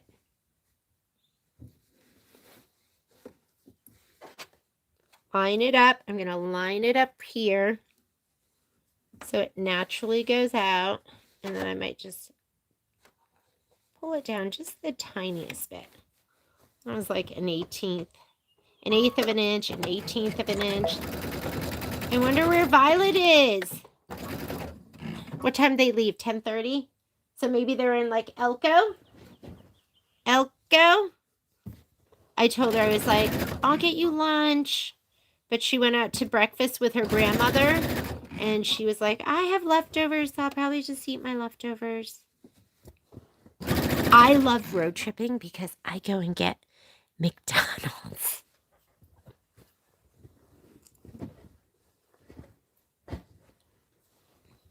Okay, manage your fabric.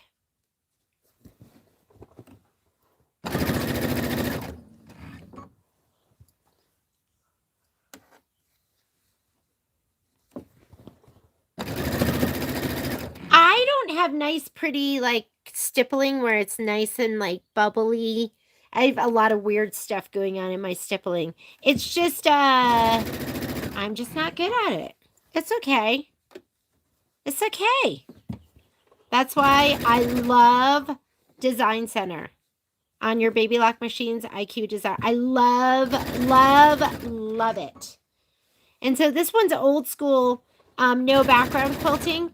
So we'll go ahead and we'll just stipple it with Design Center. If you don't have that, the hard part is I guess you could do clear blue tiles, but your clear blue tiles will be stitching over parts. That's why Design Center is so amazing, because you can say, I want my stippling here. I don't want it here.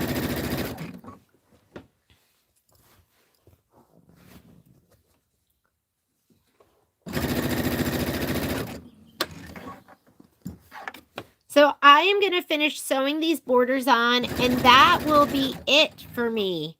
I'm going to work on some other stuff and maybe do some more filming, but that is the rest of what you're going to see from me today. And then at least I'll have a finished quilt top tomorrow. I hope to have a finished quilt top and a finished pillow and some other stuff to show off to you.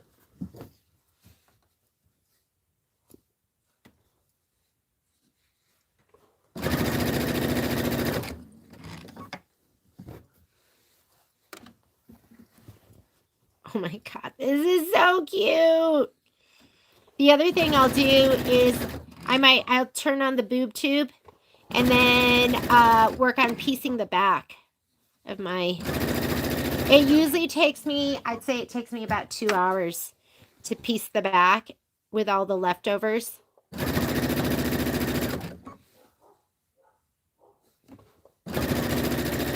What should I watch? What's good on the TV right now? We watched, Patrick and I watched this weekend Marty Supreme with Timothy Chalamet. I thought it was okay. Thought he did great acting. I really like Timothy Chalamet, but I don't know, like, sometimes I want something happy to happen, right? And I'm not going to ruin it for you. But there seems to be a lot of train wreck movies these days. I guess you need conflict. Conflict. Needs to be conflict.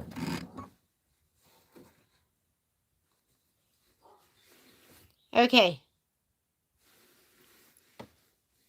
I could go up. I'm going to go down a little. Here we go.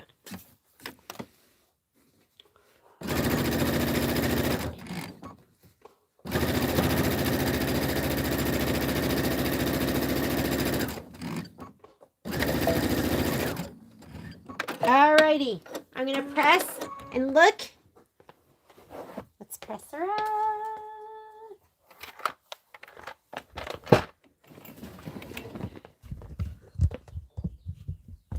Here we go. Here we go. Have you watched All Her Fault? I have never even heard of that. What is that? Sorry, I'm having a issue here with my cord. Hang on. There we go. Got it. All Her Fault. What is it? Should I watch it? Was it excellent? I also love things like, I've been watching Victoria. So I love period films.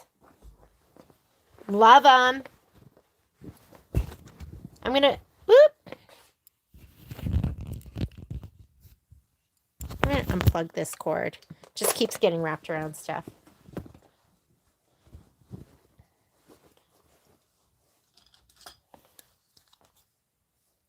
I'm just going to cut it a little bit bigger.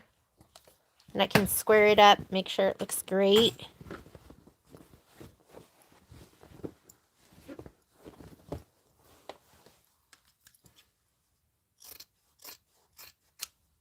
And this will go into the back. It'll be so cute.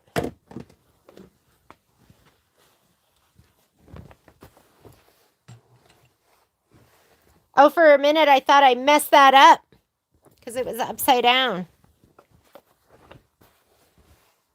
Oh, it looks so good. This is like just a happy, happy, happy quilt. I love it. I love it. It's so adorable. Okay, let's go ahead and relax him before we whack him. I'm sorry, I can't help myself. This is how I entertain myself, even if you're here or if I'm by myself. I had a gentleman at the store go, ma'am, do you realize you're talking to yourself? I was like, I do. I'm great company.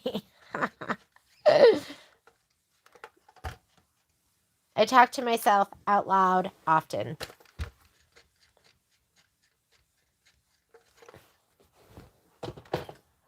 And now he should be 40 inches by 40 inches. That's going to be the size of your quilt. 40 by 40.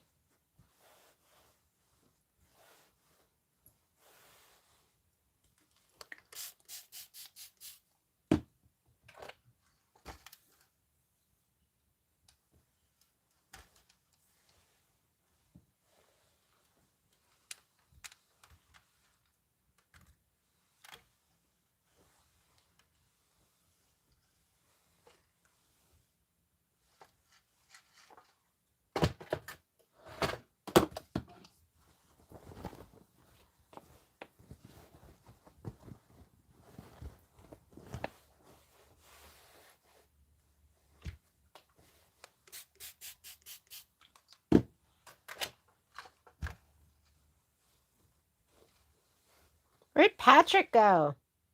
I think he said he went on a bike ride. Maybe he was going climbing. What a gift to want to be active. That is a gift.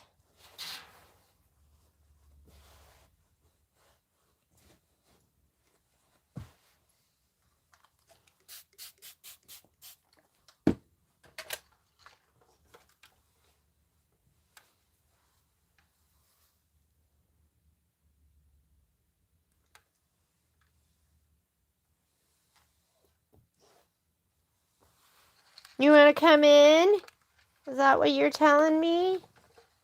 Okay, I'm going to square everything up now.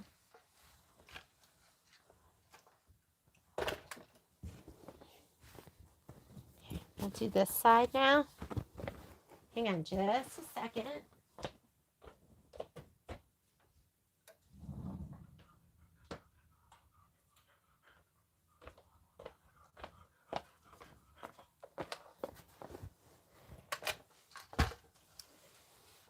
So I still have to release some of those stitches from the bird, the kite I was already done with, and then the strawberry tops.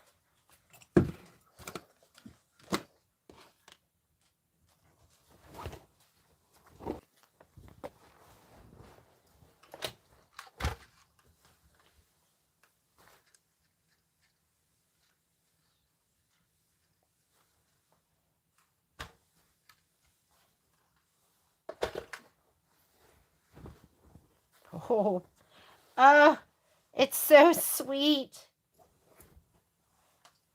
You know, I feel like sometimes I don't appreciate these until I stitch them out. And like all the detail, like Kimberbell is just, their designs are pretty amazing.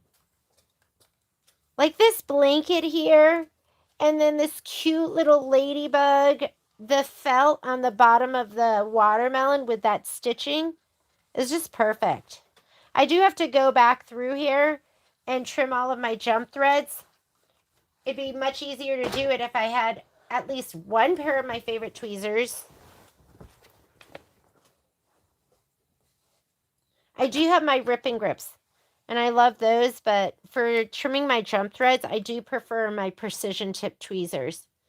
And I have a pair of Tulip Pinks and Femore, which are, the Tulip Pinks are Femore, but I don't know where they are.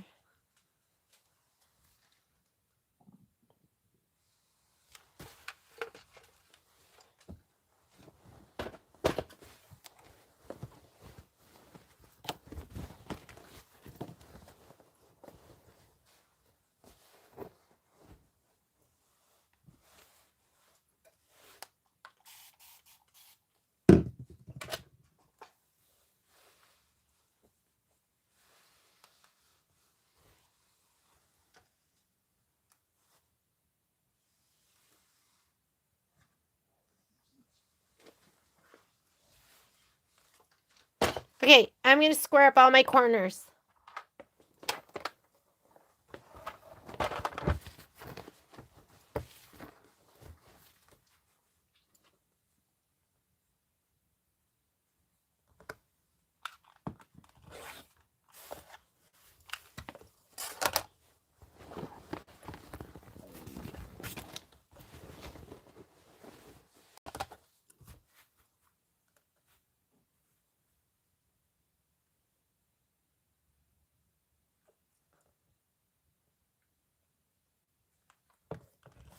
Woo! Open it.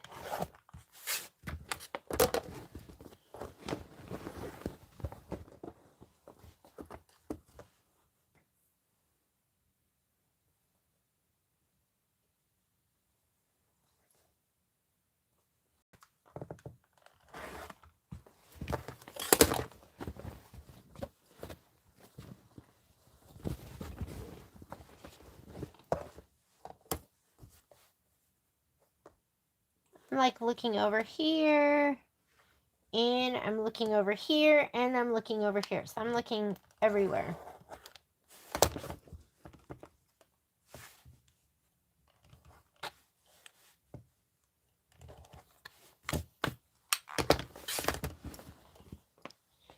Alrighty. I know I can't give you the full view, but it's pretty darn cute. And if you haven't gotten it yet, we still have some kits and embellishment kits and all of that stuff. But how sweet is this? And I will put I will put the bad. I do have to layer. People have asked me. They're like, "Do you layer your quilts with?" This one is so cute. It is adorable. If you've been on the fence, I say just get it. It is so sweet and cute. You're just gonna look at it. There's gonna be so many parts of it you just love. Um, they asked if I layer it with batting. I was talking with Tina Chamberlain about this. Oh look it. Trisha's asking. I always layer it with batting. I know there's already a layer of batting in there, but I did one quilt where I went, it's got batting in there. I don't have to layer it again. It's a whatchamacallit, spring showers. And through the back, I mean, you can't see it, but you can see the outline of all the seams. And I feel like it's icky. I don't like it. So I highly recommend that you layer it one more time. So you're going to sandwich it with another layer of batting and your backing. Otherwise, if you stick it on the wall and you just want to put your backing on and your binding, you could do that. But I feel like it looks more finished if you do layer it one more time. It doesn't have to be thick batting. You could just do like Kimberbell Project batting. I think they have a 40 by 40 size, 60 by 60 and 40 by 40. But I'll put another layer of Hobbs 80/20 in there, and then the backing, and then stitching in the ditch. And I'll stitch in the ditch, and sometimes I'll just go where it kind of makes sense. I'll just kind of follow it around, maybe go the whole outline, start from the center, work my way out, and that's it. Any questions?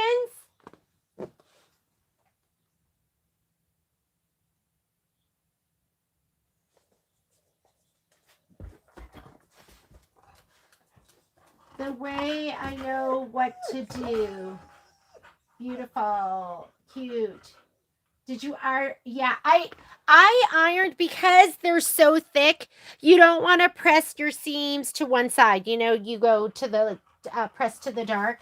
You don't want to do that because they're really, really thick. So I recommend absolutely pressing your seams open. The only one I pressed down was, I think, this one here. This one right here where the baskets were. It was just too thick because of the specialty fabric. So I did press those down, but for the most part, I press them open. And I don't know. I can't promise you because look, Poppy needs some love. She's saying, Mommy, I need love and attention.